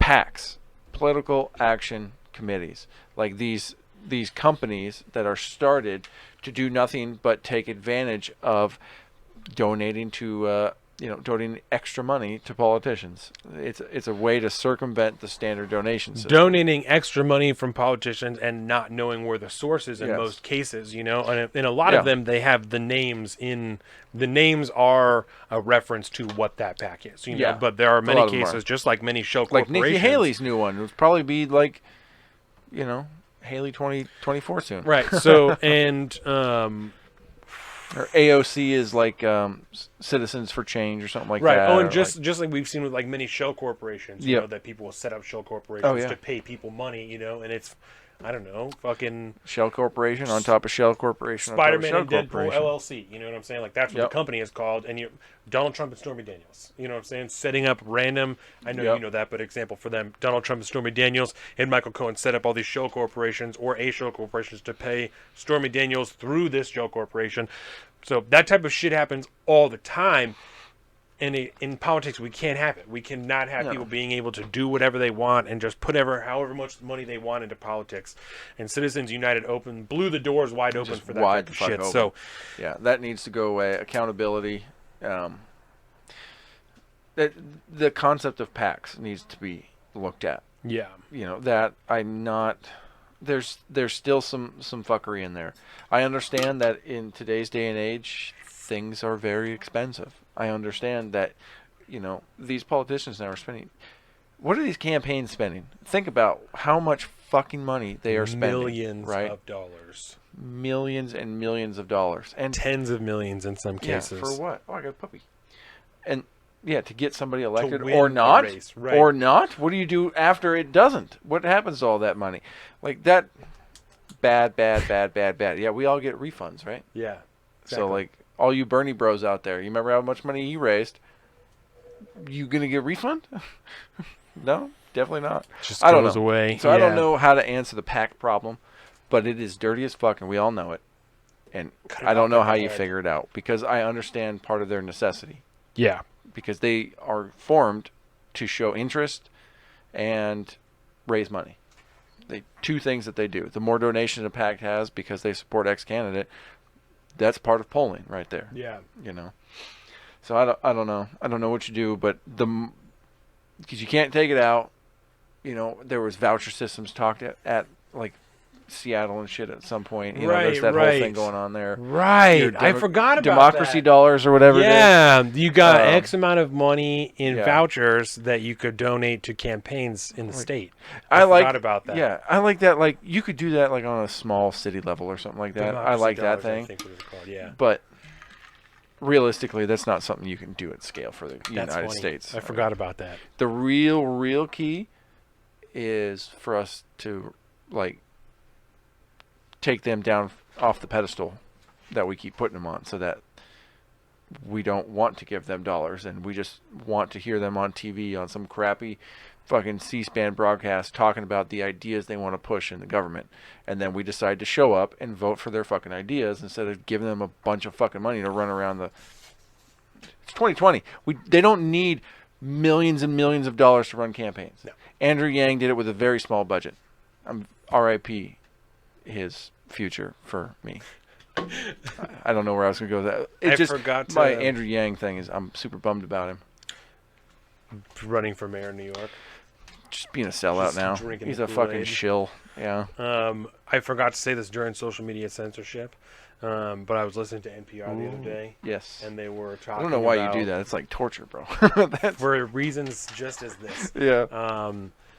And they were talking about, all the soldiers in the Capitol, all the National Guard in the Capitol, and all the fences being put up and all around all the other capitals, and like it's so sad, that like we have to be on such high alert because we can't really know what's happening, because all these people like they're not on social media anymore, and so we have no way of knowing what they're planning. Oh my God! It's almost like this whole fucking time people have been saying, no, you should not kick them off because then we don't know what they're fucking saying. We don't know what they're going to do.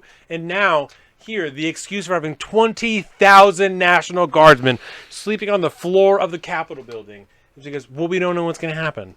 Yeah. Fucking assholes! Are you joking? Are you fucking kidding me? I showed you the picture of that Google traffic map. Yes. Did you happen to see... nothing but closures. I told Jordan last night, Tim Kennedy had this really excellent posted on Instagram that was pictures of the soldiers sleeping on the floors in the Capitol. I saw a and couple he was pictures. Talking about... His post was something to the effect of how disgusted he was at all of these politicians that were virtue signaling about how sad it was that Donald Trump had got this country to the point that we had to have National Guardsmen sleeping on the floor of the Capitol. And he's like, it's like for almost 2 decades now, we've had soldiers sleeping in holes in the desert, and you couldn't have cared any less. You sent people...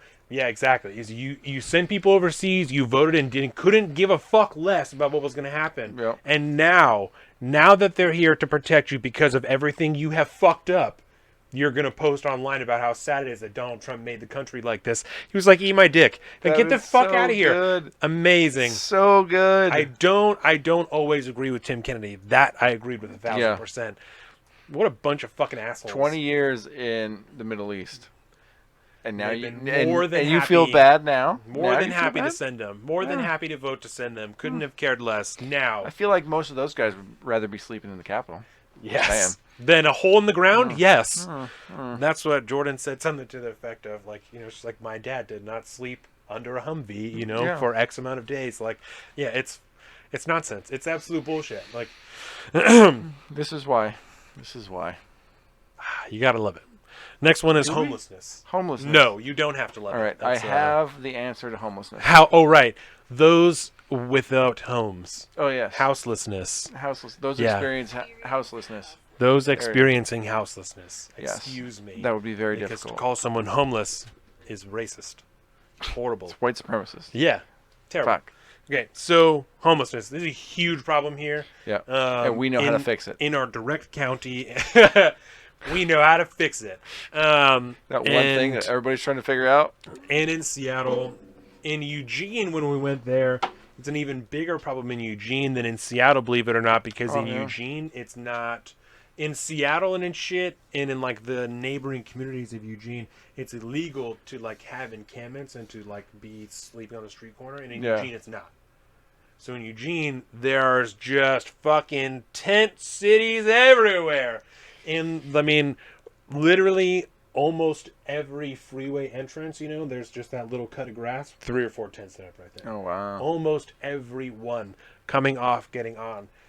You know what I'm saying? Man, I wonder if it goes back so far that the Google Images might have it. You probably could if you wonder. Google Maps Eugene and put yourself on a I'm gonna go like California. Probably where it's deep. So in Seattle, it's super bad too. Yeah.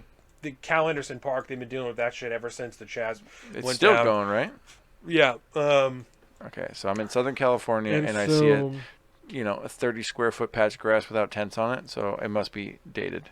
Oh my God! It's downtown LA. That's hilarious. I've seen Bridget Fettesy's been on fire with that shit, man. She Yes. sends those videos of like driving, and it's miles. Literally dude. a mile of encampments. It's fucking ridiculous. Yes. So, and we're not. I'm not even gonna do it. Yeah. If you think that's what we're saying, then you're a stupid asshole. we need more shelters, right? We talked a lot about this when the head tax thing came out, right? And we were talking zoning and like all this shit, right? Yep. So we need more shelters. And it's Seattle specifically. I think we can talk about because we know a lot of the issues. Yeah. We have some decent research and ideas and what's going on there. We need more shelters. There isn't enough shelters, right? And we need shelters that also fit the wide variety of circumstances that exist in the homeless community, right? So at least when I was doing research, and there are a lot of the problems I heard. There are like shelters where you like have to be single, or you can't bring your dog, or you fucking whatever, right? So there are people with dogs that won't go there because they're not going to leave their dog outside. Yeah. There are people with families that are like, well, I can send just my wife here, or my wife and my kid, but then the husband has to still sleep outside, right? So we need more shelters. Trans people, there are many different. There is an intersectionality of people, I literally don't even know how to fit that into this sentence.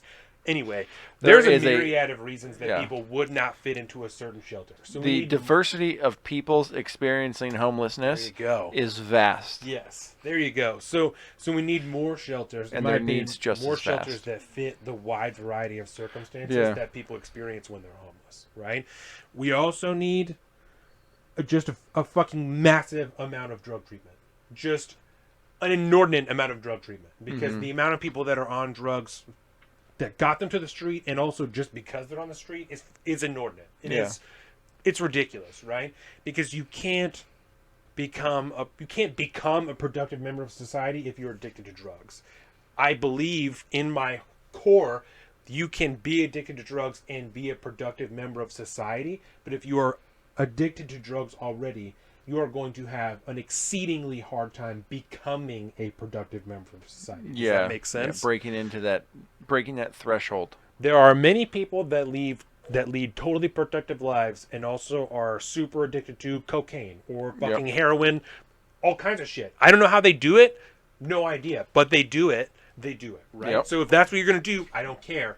But if you're going to be the same thing with like the welfare that we talked about, all this different stuff. If you're going to be seeking government assistance, we got to get you clean. We have got to get you clean. And I understand also that you can't force anybody to get clean if they don't want to. You know what I'm saying? I've been saying that for a long time. You can't make anybody get clean. My sister, you can't make someone get clean if they don't want to get clean. But we somehow need to get people to understand and want to embody that you have to get clean if you want to get off the streets, because you're not going to get off the streets if you're slamming dope into your own. Just not going to happen, because if you're already addicted, that's where all your money is going to go, even if you can get a job and hold one, so you got to find a way to get people clean. And this is why I wrote that. I knew I wrote it down somewhere. You have to get people clean until they're self-sustaining, and then I don't give a shit. You know what I'm saying? Once you have a job and everything, do drugs again. I don't care. Yeah. It doesn't matter. Yeah, it doesn't matter. But once you're back on the streets and you're back in the shelters and shit, you got to get you clean, man. You can't be doing this. And we can't have like a revolving door of like, oh, he got a job. And then, 5 times now he's got a job and then also relapsed. And then at that point, you probably should stop doing drugs as a whole, just for your own personal benefit. Oh, well, yeah. Stop doing but drugs. You seem to not be able to handle this that many other people can handle. That would be a problem, but eventually. Same thing as many of those other things, vocational training. You when you got people in shelters, give them a safe place to be, and there are a lot of places, most places, you have to leave during the day. So try and find some way to give them vocational training during the day if they're not actively seeking a job. You know what I'm saying? What time can I sleep until? That's like you have to. It's the weekend. People need Leave me alone. something to do. You have to have something to do, or else you're not going to want to be productive. Yeah, you have to have something to be doing, or else you're not making strides in your life. Even if it's just, I got to stay here because there's going to be a woodworking class, at 10. So I got to kick it at least until 10 so that I can, you know what I'm saying, be here. Yeah. And then I'm going back out on the streets to do whatever, and then I can come back. You got to find a way to make people productive, help them learn, help them become more productive members of society. You know what I'm saying? It is. Yeah, it's tough though. It's utopian, bro. It's utopian. We're talking about ways to fix this, and this is that's the deal. how you do it. Right. It's I told you we had the answers. past this is something that is a big problem we've talked about is housing, right? Affordable housing involving zoning, and people are like, oh, the historical districts and single family housing and blah blah blah How blah can blah. we make it as expensive? We as got to possible? keep some cool old shit fuck the rest of it. We got to build some apartment complexes Yep. so that we can have varying degrees of housing, starting with free housing with homeless people that are clean, and now they're like, maybe they just got a job and I can't afford rent yet, but give me a couple months and then I got first and last saved up, and now I can move into an apartment and whatever, right? So ranging from free housing to very low cost housing to low cost housing to whatever, just a little bit discounted, and then here you go, like a tiered system. A tiered system, excuse me, of like 4 or 5 different levels, of so it's such a hard jump sometimes, from free housing to then just reduced housing, you know what I'm saying? Oh, yeah. And then all right, now fucking Good luck. get on, exactly. You were paying me $300 a month. That means you can afford rent, right? Exactly. What? So we need to. The zoning issue is so fucking ridiculous. We've talked about it in the past. It's so ridiculous. Don't worry, they have an entire plan for the entire county. Oh, that's right. If we want to have the metropolitan area, the metropolis that we want Seattle to be, then we need to be able to accommodate the people that live there already and allow them to do it productively and lead good lives and not be miserable and slamming dope and shit on the streets. Yeah. So, because that's no fucking good. None It's at no all. good to literally walk off the ferry and just walk into 20 homeless people standing there all asking you for money as soon as you get there. It's Doesn't literally make people want to be in Seattle. Yeah, it's literally it's bad enough that it's something I will consciously think about having to deal with if I'm going to Seattle. Yes. And it can affect whether or not I want to go deal with It that. can be a deterrent. It's It can like- be a deterrent. I don't want to deal with it. Maybe today's the day. And that's it. That's the last thing I wrote down. Apartment buildings. Sorry, Seattle.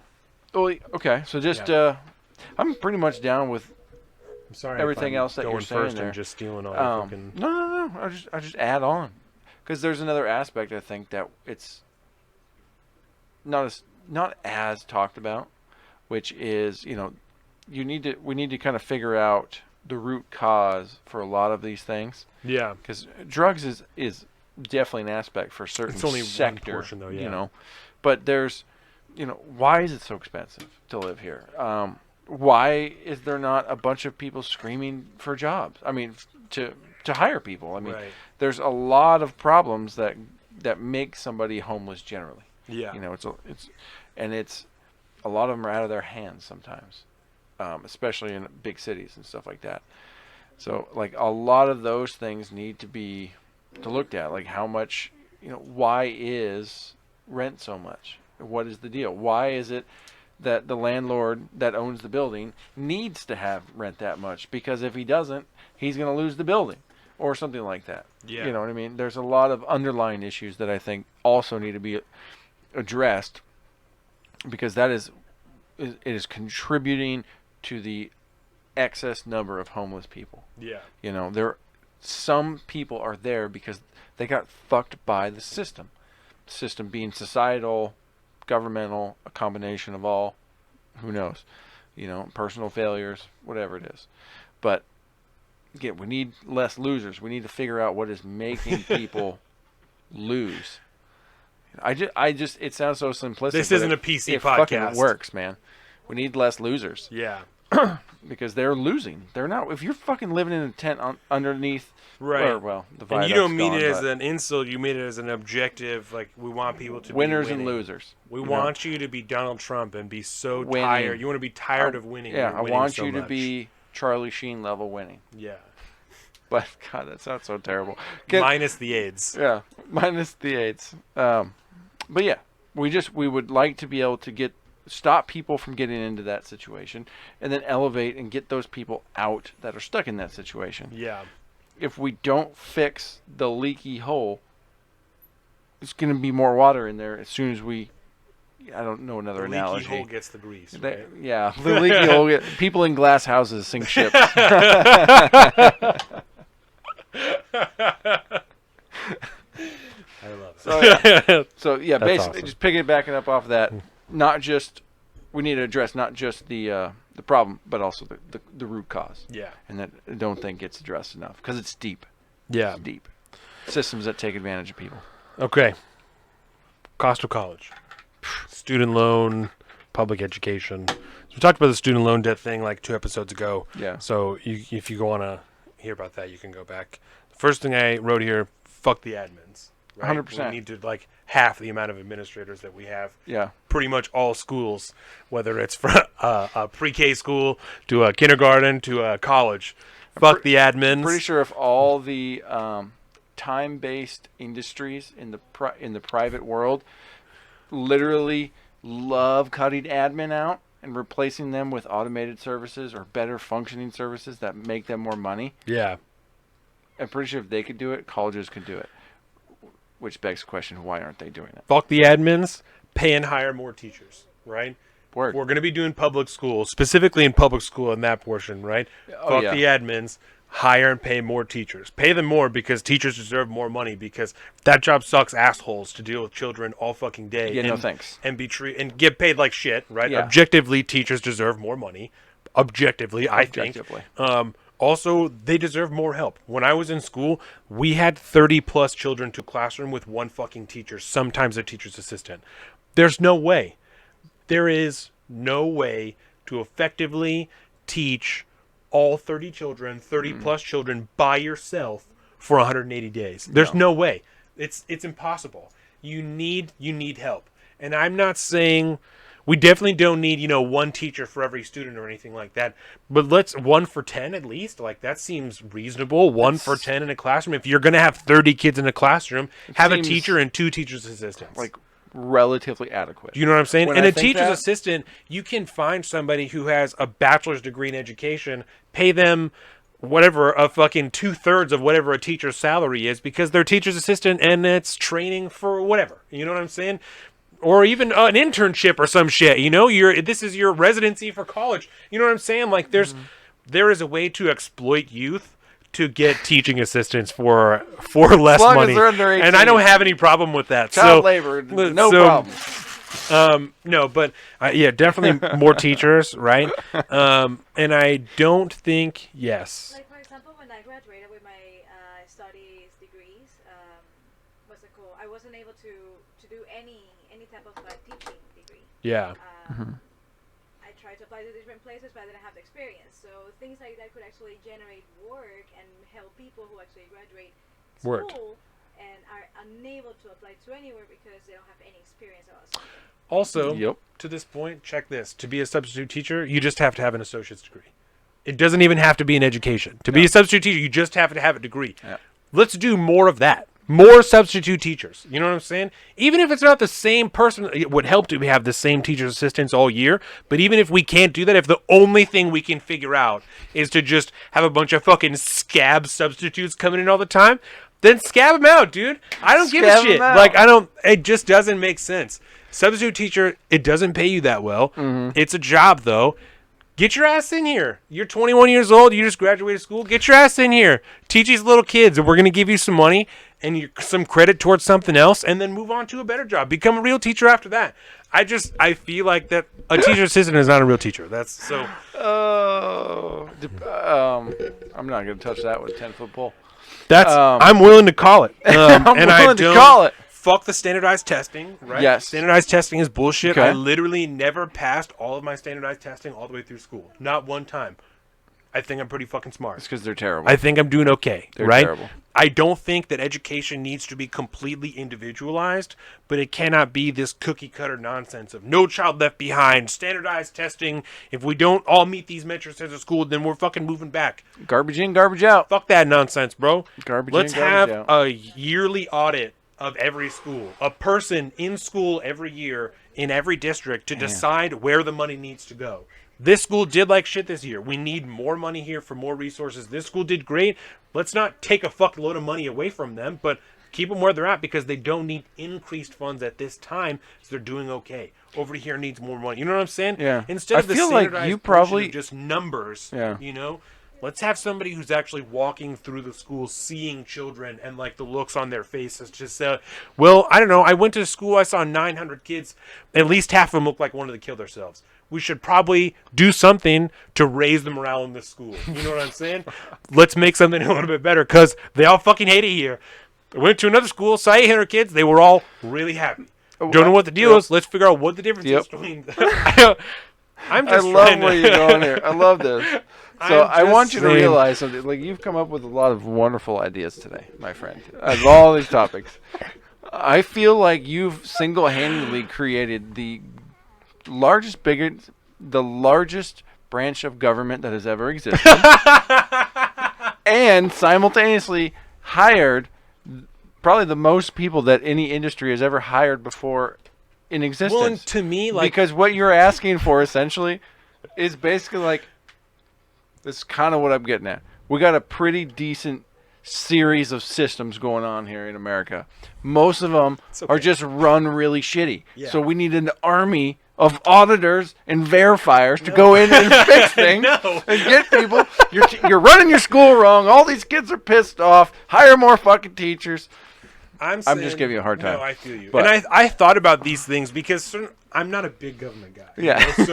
So certainly the last thing that I want to be doing is advocating for let's just triple the size of the government. Like, fuck the admins. Actually, we're going to need about 10 times more. And when I think about most of that stuff, I'm thinking of all the administrators that are in the school really doing nothing. Shit. Yes. Let's take those people and we'll take their pay that already exists. They're making more money than a teacher. And give them to 2 other teachers' assistants. Yes, we'll take half of their... Exactly. Split that between 2 teachers. That's what I'm saying. That's good. All this stuff, as I'm thinking, is not a supplementation to... It's replacing this shit, you know?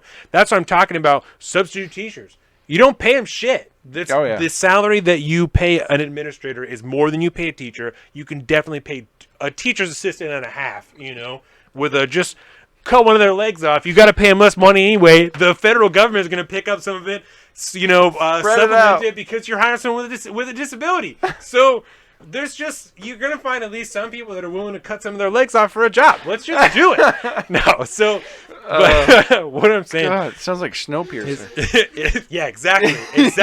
You feed the people with the people. Yeah. Then you don't have to pay for food. That's how you pay for more teachers. Oh my God! But that's what I'm thinking is these administrators, their salaries, and some of them can be the auditors of the school. You know, a lot of the money that you're saving on the bullshit standardized testing and all of these outside people you have to hire to come up with these systems, that money can be revitalized and used for those auditors, for the teachers' assistants. You know what I'm saying? It's really funny so much how of this money that's being wasted and spent in the wrong place. You know, put it here.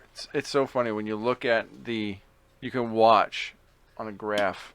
It's too bad I don't have this thing bookmarked on the new computer yet.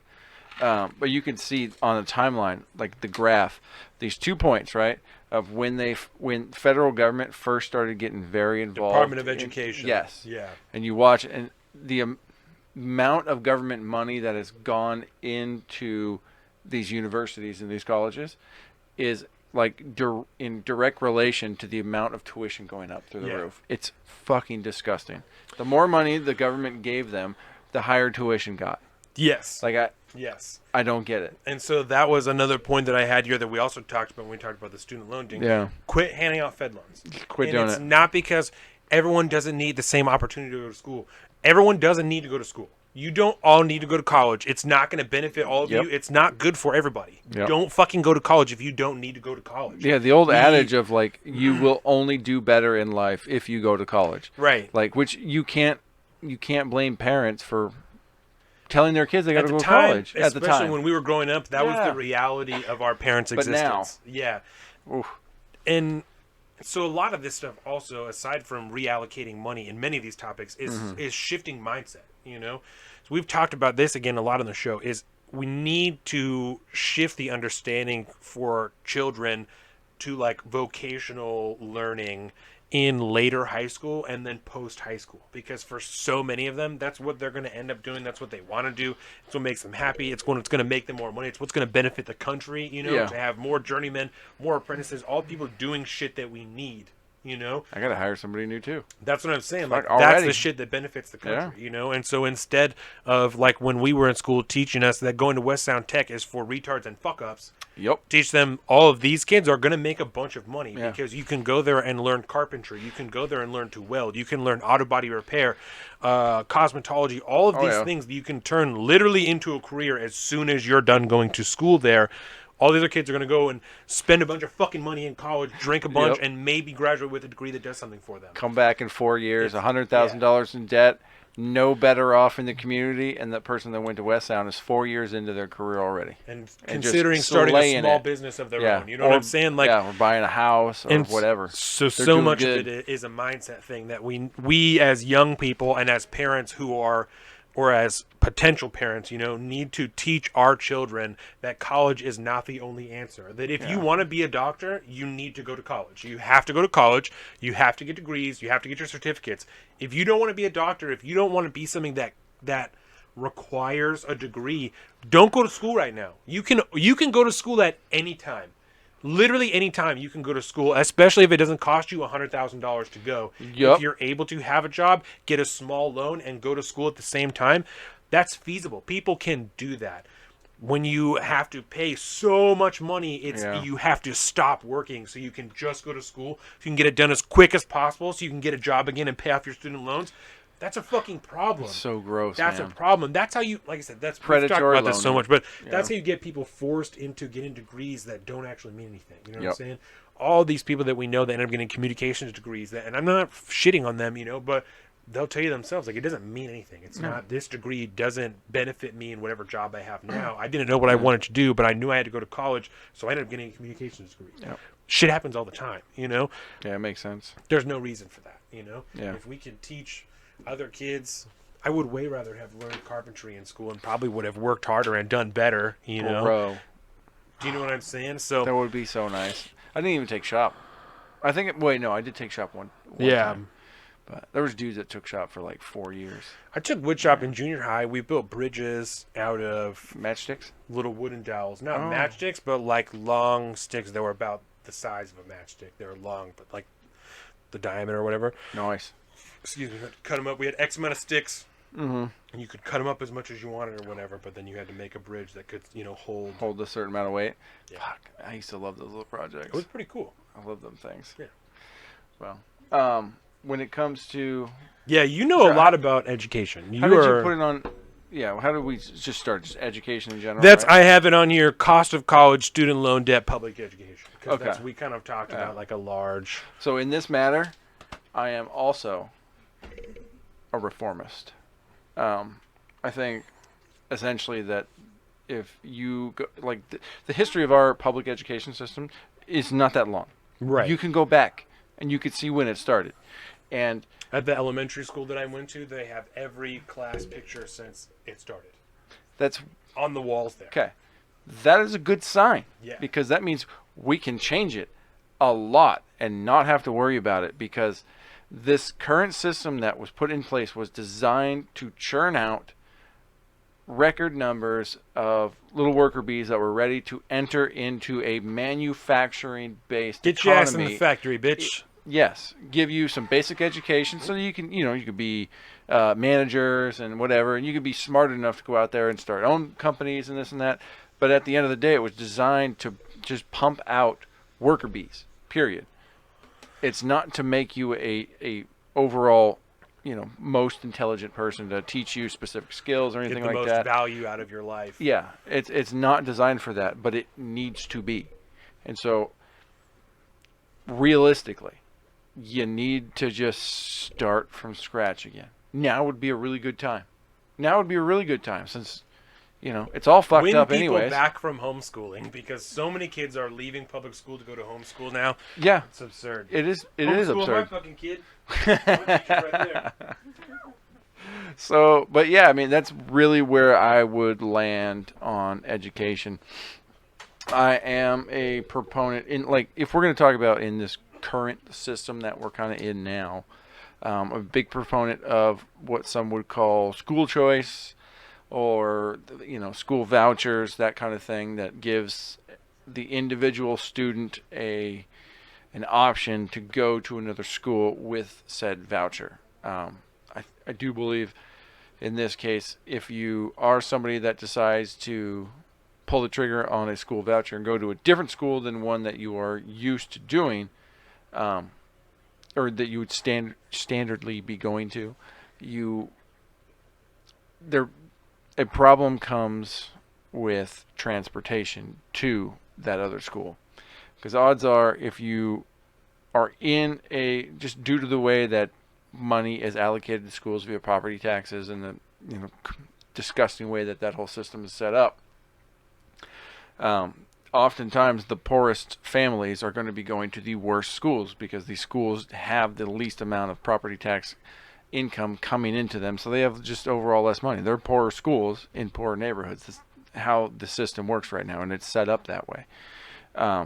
So by giving these kids an option to maybe go to, I don't know how far away this other theoretical school will be, but it's not on their typical morning route. Like their school bus is not going to pick them up and take them to this other school because it's not in their district. It's not their standardized school.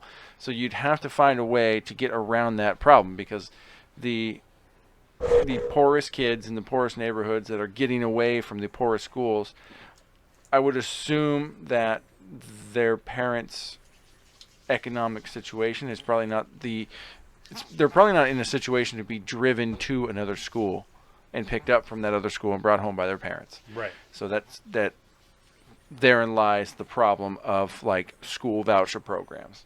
If you're in like a big city with amazing public transportation, the school you want to go to might be in reach. Mm-hmm. But for the vast majority of Americans, you get on a school bus that is on a designated route that you will be, once you become a school-age kid and all this stuff, like you're told, when you register for school, this is where your bus stop is, blah, blah, blah, blah. But the minute that those go away because you don't want to go to that crappy school anymore, you want to go to the nicer school, you don't have a way to get there. Sometimes you got to walk a long ways to get to the bus stop, man. I know, did you even drive yourself now to school in high school? Once I got I wasn't one of them people, bro. I wanted that license quick. Yeah. But so when I didn't, the minute I could. A sophomore when you got your? Did you get it when you were sophomore? I think. So when you were in a school where they were still doing driver's ed in school? Yes. Yes. But I did not take it. Word. Yeah. So they don't. I did not take it at school. They don't. My sister took school. Driver's ed in school. Yeah, and they don't do that anymore. Oh, that's probably a good thing because there was always like a stigma of people that got. Well, it is expensive, but like the vast majority of people I knew that went to that, like the high school one, like you didn't learn how to drive very well. Oh. It was typical like school board standard bullshit. Oh. Versus going to a private school, I actually learned how to drive. Yeah. I got defensive driving. We did actual like drills where like, what do you do in emergency situations? And you're actually driving. And like the dude will be like, all right, you can't see anymore, dude. Good fucking luck. Or some crazy shit. That's really funny. Yeah. But no, when we we were in school, it wasn't like that. And It's I didn't get my license until I was like almost 19 just because I didn't have the money to go to driver's ed. So I took the school bus all the way through school. And then when I did running start in high school, I took the city bus from the high school to the college and then back home. And that's... I mean, you think about it is what it is. It's not ideal. Yeah. But like, what if you were here? What if you guys lived out here and you didn't want to send Dax to Wolfley? You want to send him to a different one, right? CK. But both of you guys go to work in the morning. Right. You rely on the school bus to get him to school. Now what do you do? You're just screwed. He's got to go to that school because just get him an Uber every day. Yeah. So that's. I was talking about my I'm a supporter of the charter school or school voucher program type thing. Yeah. It just I understand that it works in a lot of ways. It's just not if in this current system without. Yeah. Completely restarting. No, certainly. I think it's a good overall concept. There's still going to be losers out there, but there's going to be more winners. But I don't know. And that's kind of why I was talking about like the audits of the schools to help appropriate the funding, because the way that we appropriate funding for schools now doesn't make any fucking sense. The property taxes and the bullshit and it's systemically designed to keep poor neighborhoods poor. It doesn't make sense. So that's at the risk of sounding like more equitable, whatever. But if you know what I'm saying, if you have individuals in the school auditing them every year, deciding who needs money and who doesn't, and who needs more money and who doesn't, you're gonna get better schools across the board. If you have to have, if there's 7 schools in the district, you got 7 people, and they all go to every school during the year, and then they sit down as a board, and they're like, okay, let's decide what schools need what percentages of the money that come into this district. You know what I'm saying? You're going to get better schools across the board than deciding it. Yeah. Well, and I think the problem with the property taxes aspect of it, right? The reason why we haven't just pulled the trigger and totally changed it is because Because it benefits us. Because of the localized nature of it. You know, it keeps it smaller, it keeps it solvent at the lowest level, but at a certain point, I don't think that works. Federal involvement in local matters is never the best way to do it, and that's unless it's like here's a dope ass fucking building and a janitorial staff that fucking will take care of all that stuff. Yeah, you run the school with their property, whatever it is, you know, and you know, kickbacks, and you know, you got to get more subsidies or something. I don't know. The more local you can get it, the auditors sometimes look at me for parents or some shit. You know people what I'm saying? PTA appointed motherfuckers. Exactly. You know, exactly. Something. Yeah, and they don't even, you know, at that point, it doesn't even need to. If we're not doing it based off of, because I think we're both in favor of like trying to find a way out of the Department of Education. You know, any way to keep the funding local, coming from local sources, going to the local schools is the best way, as opposed to funding all the money upward and then letting it come down. However, it's going to go. Or even just giving every school a blanket, you know, $100,000 a year. It's like all that's going to do is things are going to become more expensive. Right. Supplies, because whoever's supplying them knows that the government, they're going to get theirs. Exactly. That's how it always has worked. It always will work. So it's like this weird. I don't know what you do about it other than fucking get rid of it. Fuck the admins. Fuck the admins. Yeah. Start from scratch. Got all these 2021 shirts, people. We live in the future. I need a we shirt. Can figure it out. I need a shirt that says "fuck the admins." Exactly. So look how good the on-air mic looks in the camera. It's good. It's because I have to put a gangster lean on it. Otherwise, the lights it reflects off of it too much. Yeah, of course. But it looks great on camera. It does. Do you have anything else about schools or anything like that? I've spoken my piece. Okay. The last topic that I have here is UBI. Okay. Right. And UBI we kind of talked about earlier, a little bit as far as welfare goes. But UBI is not something on the whole that I'm opposed to. I think that it's a great thing. Possibly. And I think that it would be probably a better way to be spending money than welfare. If everybody got $1,000 a month, $2,000 a month, $2,000 a month, whatever, you know, money isn't real anymore anyway. Nope. $2 trillion, by the way. Right. You know that. So, yeah, I mean, I don't think that it's a bad thing, you know, especially if it replaces the welfare system. I think that it would free a lot of people up to do things that made them happier. It would. We talked about it in the past, like as an actual topic, you know, that I think that we would see better content come out of that in all arenas. People would be able to give more money to things. People would be able to invest more money in things they want to do. We'd be able to divorce ourselves away from the legacy media systems that we rely on, because there'll be more and better content out there. Divorce ourselves from financial reliance on different banking systems. You know what I'm saying? If you have a guaranteed $1,000 a month coming in, plus your pay, you know, you're much less likely to find yourself in an inordinate amount of credit card debt, because you have an extra $1,000 a month coming in that you can either account for or not account for, you know? Yep. So, and the amount of people that are going to argue the point that people are still going to run up credit cards, still going to do this, blah, blah, blah. We're still going to, that's the whole point, but it's not for them. Right. The system is not for them. It's for every other hardworking American. That $1,000 a month would be a game changer, and they'll go from middle class to upper middle class this generation, or vice versa. I mean, or do whatever. They'll be happier. They'll have a better overall society that way. And some people are going to be douches about it, but we don't care about them. Yeah, it's not for them. I understand the concern for, you know, laziness, all that stuff that we talked about, but I don't think that. That seems like welfare. Yeah, it's like there's always going to be people that take advantage. But I think that the amount of people that are going to up and quit their jobs once they start getting $1,000 a month, it's got to be pretty low, because $1,000 a month in the grand scheme of things is not that much money. No. $12,000 a year is. You're in poverty if all you make is $12,000 a year. You are absolutely under the poverty level. So deep in it. Yeah. So I don't. That's why I say even with like $2,000, that still $1,000, even $2,000, $24,000 is like $2,000 to at least cover a mortgage or a rent. Will you look up what the poverty line is? Because I think it's definitely less than $24,000 a year. But I think it's like 32. The poverty line? Yeah, it's higher than you think.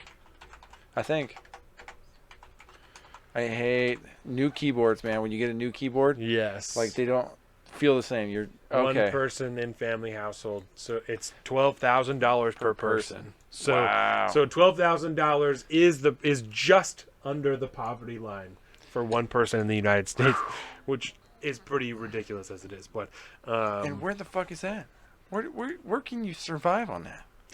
I'm sure that's crazy. based off of like the national minimum wage, you know. Yeah. So God, that's crazy.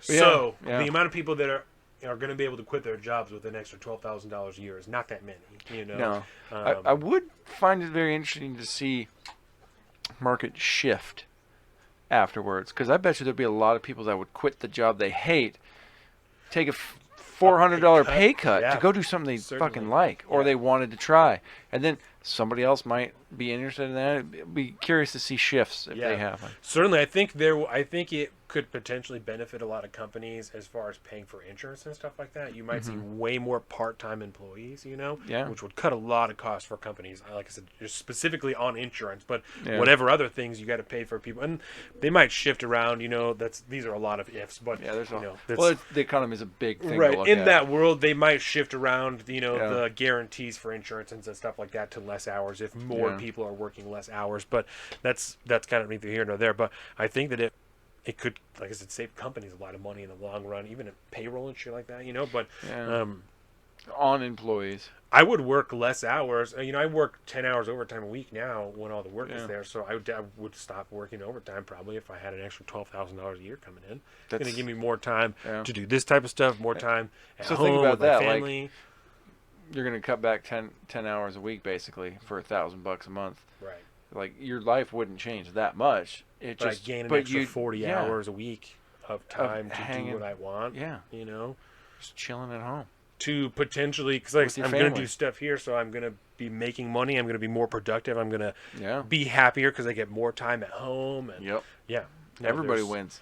I Yeah. think that the UBI is especially in replacement of welfare, is an overwhelming benefit to really anybody. You Less know? complicated. I would be interested on exactly what the cost difference is, and I think we said that every time we talk about this, and then never fucking look it up. But like, what the cost comparison would be to $1,000 a month to everybody between the ages of 18 and 75, or whatever the Yeah. Compared to what we national- spend now. yeah, compared to the average cost of welfare, all those welfare systems, the entitlement programs combined every year. Yeah. Because this would replace, just so everyone's clear, in our minds, Social Security, food stamps, like all of the things that you get every year, or every month. So even when you're an old person and you retire, whatever you were supposed to get in Social Security, you just keep getting your $1,000 a month until you die. Yeah. I think there is only one thing I wanted to kind of bring into that on my own angle, Yes. no, which is when it comes to the concept of the government shelling out this money every month, right? Yes. So let's say 1,000, whatever the hell it is.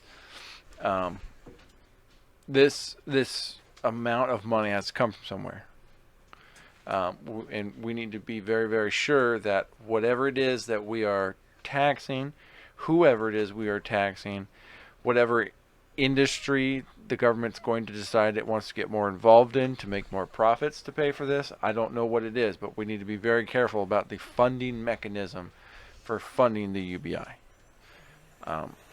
And it'll all just depend on if this is a program they want to put forward, because it's increasingly getting more and more seriously looked at,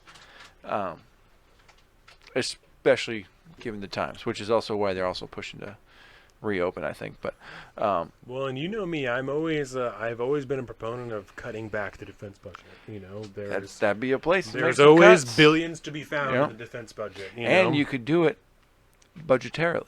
That's what I'm And saying. that's all you'd have to do. You As- wouldn't even have to pass a law. As we spoke could about put it in the today, budget. If we Reconciliation. normalize the Second Amendment, more militias, less military, cut the military budget, UBI, Then we're good. not a big deal. Not even a little bit. Not a big deal. Simple 5-step process. Won't take any more than a decade, maybe 2. Implement process. Call me in a decade. Not a We'll see problem. how it goes. Yeah, I'm gonna take a nap. Let me know how it goes.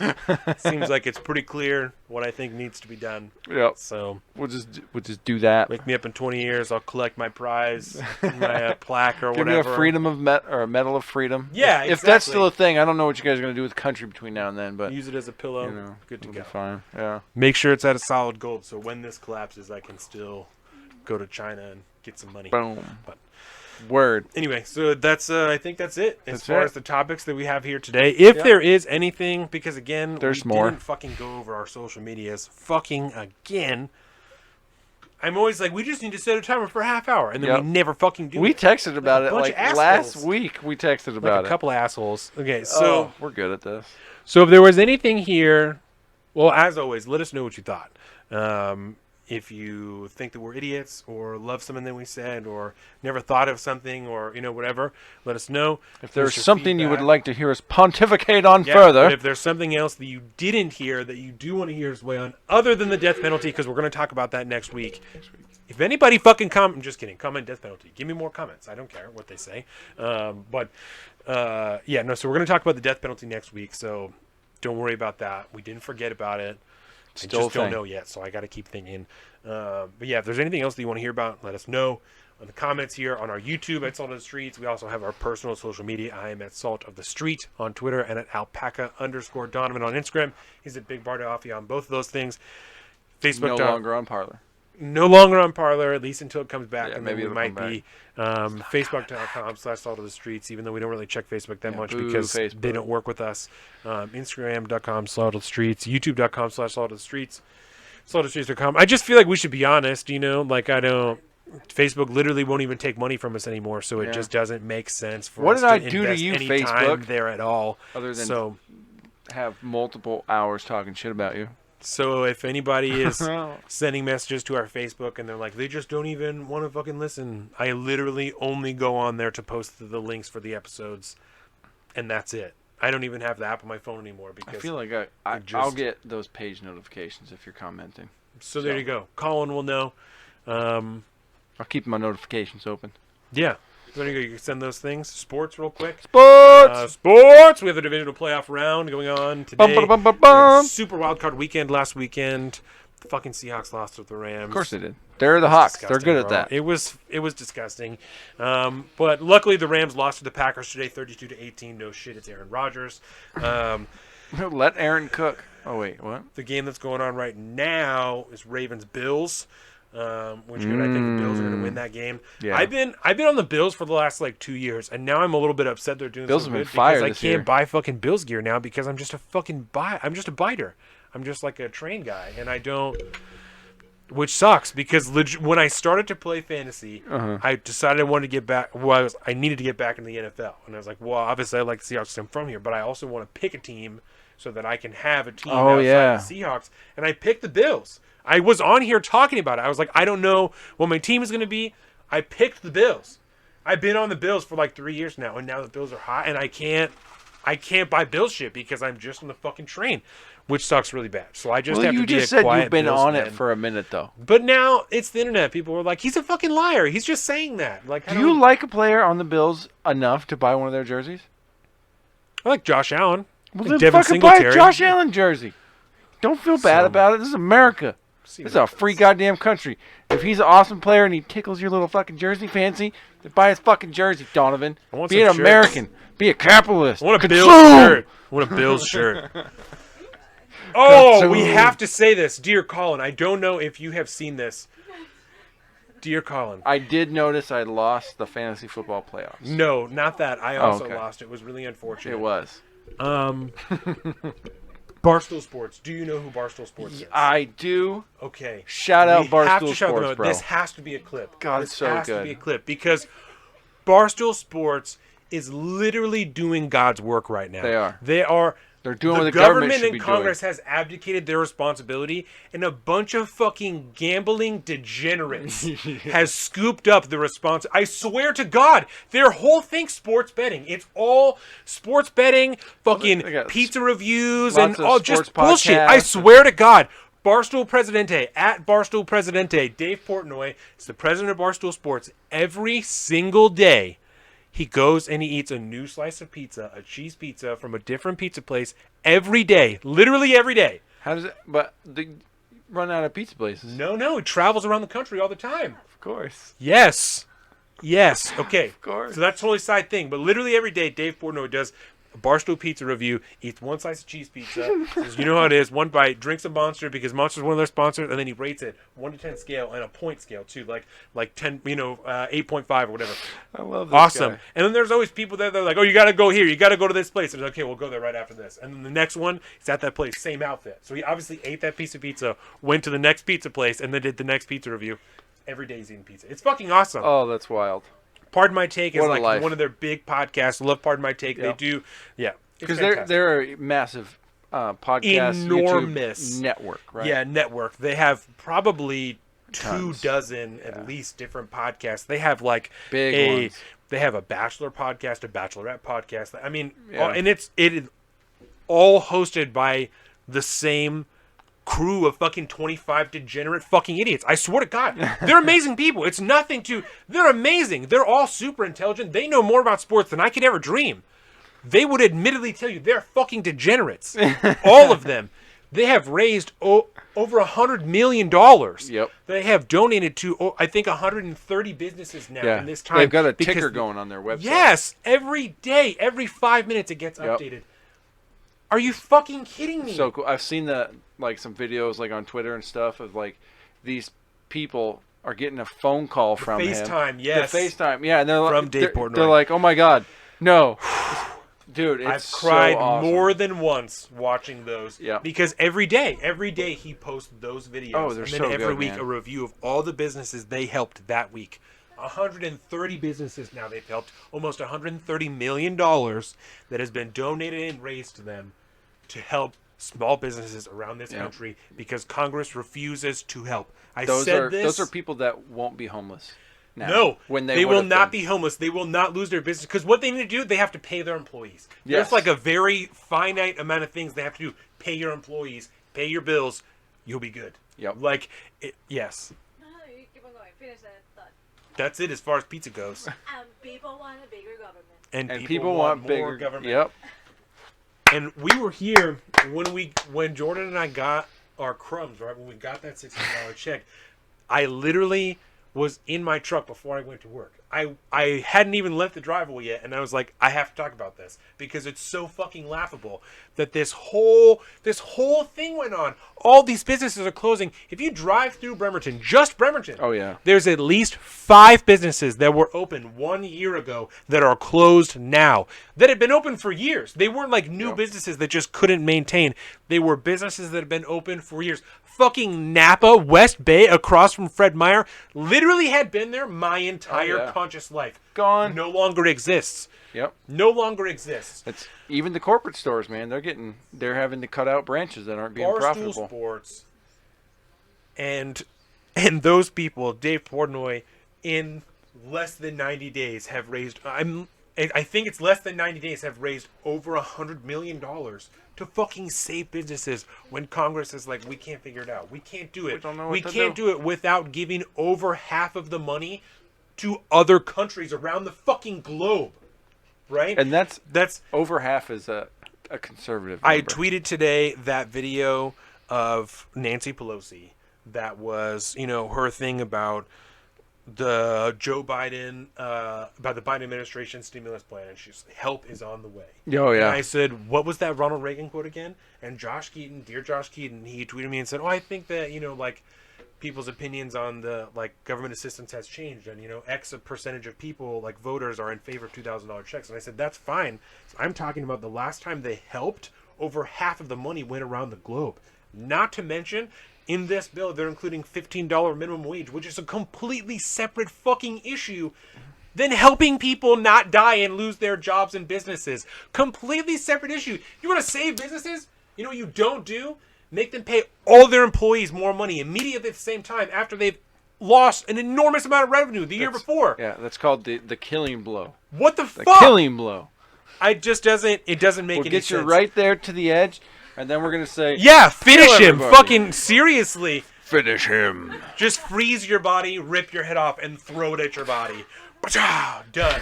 So it's just, and the idea that people are like, you know, AOC loves us so much. Like Nancy Pelosi cares about everybody. Dianne Feinstein loves everybody. Chuck Schumer really, Mitch McConnell, like, They really care give a about shit, you know what I'm saying? nobody. They don't give a fuck about you. Not they even don't a little care bit. because it takes a dude who eats fucking cheese pizza every day and gambles on sports to help you save your fucking business because your elected leaders won't do it for you. They don't care about you. The idea that we would continue to fight to protect them is ludicrous. Yep. It's And nonsense. what did we all just do? Put them all back in power. This was our latest chance to change it. Guess what we didn't do? Change it. And after people just stormed into the Capitol over some extremely confused things, one of the first things the New York legislature does is wants to take away your ability to defend yourself.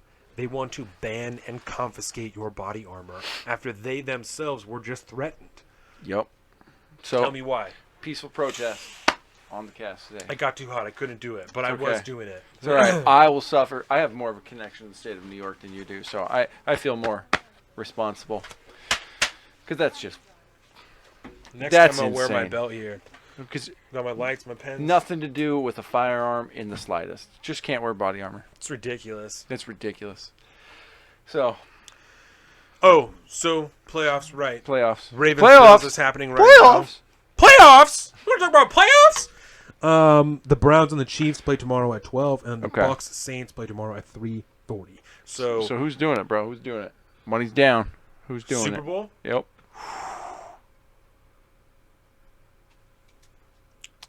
Man, I think the Bills-Chiefs game is going to be such a good fucking game. Bills are gonna do it, bro. I think the Bills can do it. Bills are gonna Something do in it. my gut tells me the Bills can beat the Chiefs. It's their It's record. whoever in that game, whoever gets the ball last will win. Yeah. In the Bills game, Bills-Chiefs, whoever gets... It's going to be the 'Cause same thing Chiefs against are the Ravens nasty, tonight. man, every time. The Bills are going to have to slow the Ravens' running game down because they don't throw the ball for shit. Lamar Jackson had like 150 yards last week throwing, but over 100 yards rushing and like 2 rushing touchdowns. So So they're just you need to Buffaloes, stop man. They're the everyone Bills. from running. The Bills, no one circles the wagons like the Buffalo Bills. So what we need to do, the Bills need to hold the Ravens' running game because Lamar Jackson can't throw the ball for shit. Mm-hmm. So Think that's good. The Chiefs are definitely going to smack the fucking Browns. If the Browns win tomorrow against the Chiefs, That's I want to like do something ridiculous because it seems so absurd that it would happen. I don't even know. you know what you should do? Is it when you leave your house that day, the next day, whenever you leave your house next, instead of turning left or right like you normally do, turn the opposite direction, because the world would have been upside down. Oh my god. That was. Oh my god. I should have aborted that one as soon as we started. That got deep, quick. I was just thinking like upside down. Oh my god, no, it's so good. It's so good. If the Browns win, Don't you dare cut over that the out Chiefs, of this bro. episode. Don't you dare cut that out of this episode. Unfortunately, Make I it a don't- clip at the beginning. I don't cut out anything. That's right. We've never, I mean, The only handful of time things there's ever we've cut been out. People's a names cut, we've bleeped. yeah. The only thing we've ever cut is usually when we had like a camera freeze for Yeah. a second or two, and then Don was like, "Hey, dude, camera's frozen." Or someone says something really racist. I'm just kidding. That's. I'm just Bro. kidding. No. We didn't. We said we didn't have to talk about that again, man. the last game. Buccaneers Saints. I think Tom Brady definitely beats the Saints. I think Tom that Brady we could sucks. potentially be looking at a Bills Buccaneers Super Bowl. Ugh. Tom Brady's the GOAT. It's, I don't love Tom Brady, but Tom Brady's the GOAT. I fucking hate Tom Brady. You literally, it is a can't lie argue to with say him. anything other than Tom Brady is the GOAT. I know. I know. He's the GOAT. I just wish. I don't know. I just Who do wish you he think wasn't is Tom gonna? Brady. Who do you think is Bills. winning the Super Bowl? Bills. The Bills are going to take it all. I feel it. Really? I feel it. They're going Wow. the distance. All right, I'm here for it. We'll see. Oh, my closing line. I have one, and it's actually a really sweet one. Okay, so with that, I think that's pretty good. We already said our socials. Yeah. We did 3 South Park references. I think we can tap it. He's going to do what now? What? Episode 100. Woo. Cool. Yeah, cool. 3 hours and 41 I minutes. love Michael Keaton. Love Michael Keaton. Okay. So I think this is a pretty good one, pretty fitting for episode 100. Life is what happens to you when you're busy making other plans. Ooh. That's some deep shit. Episode 100.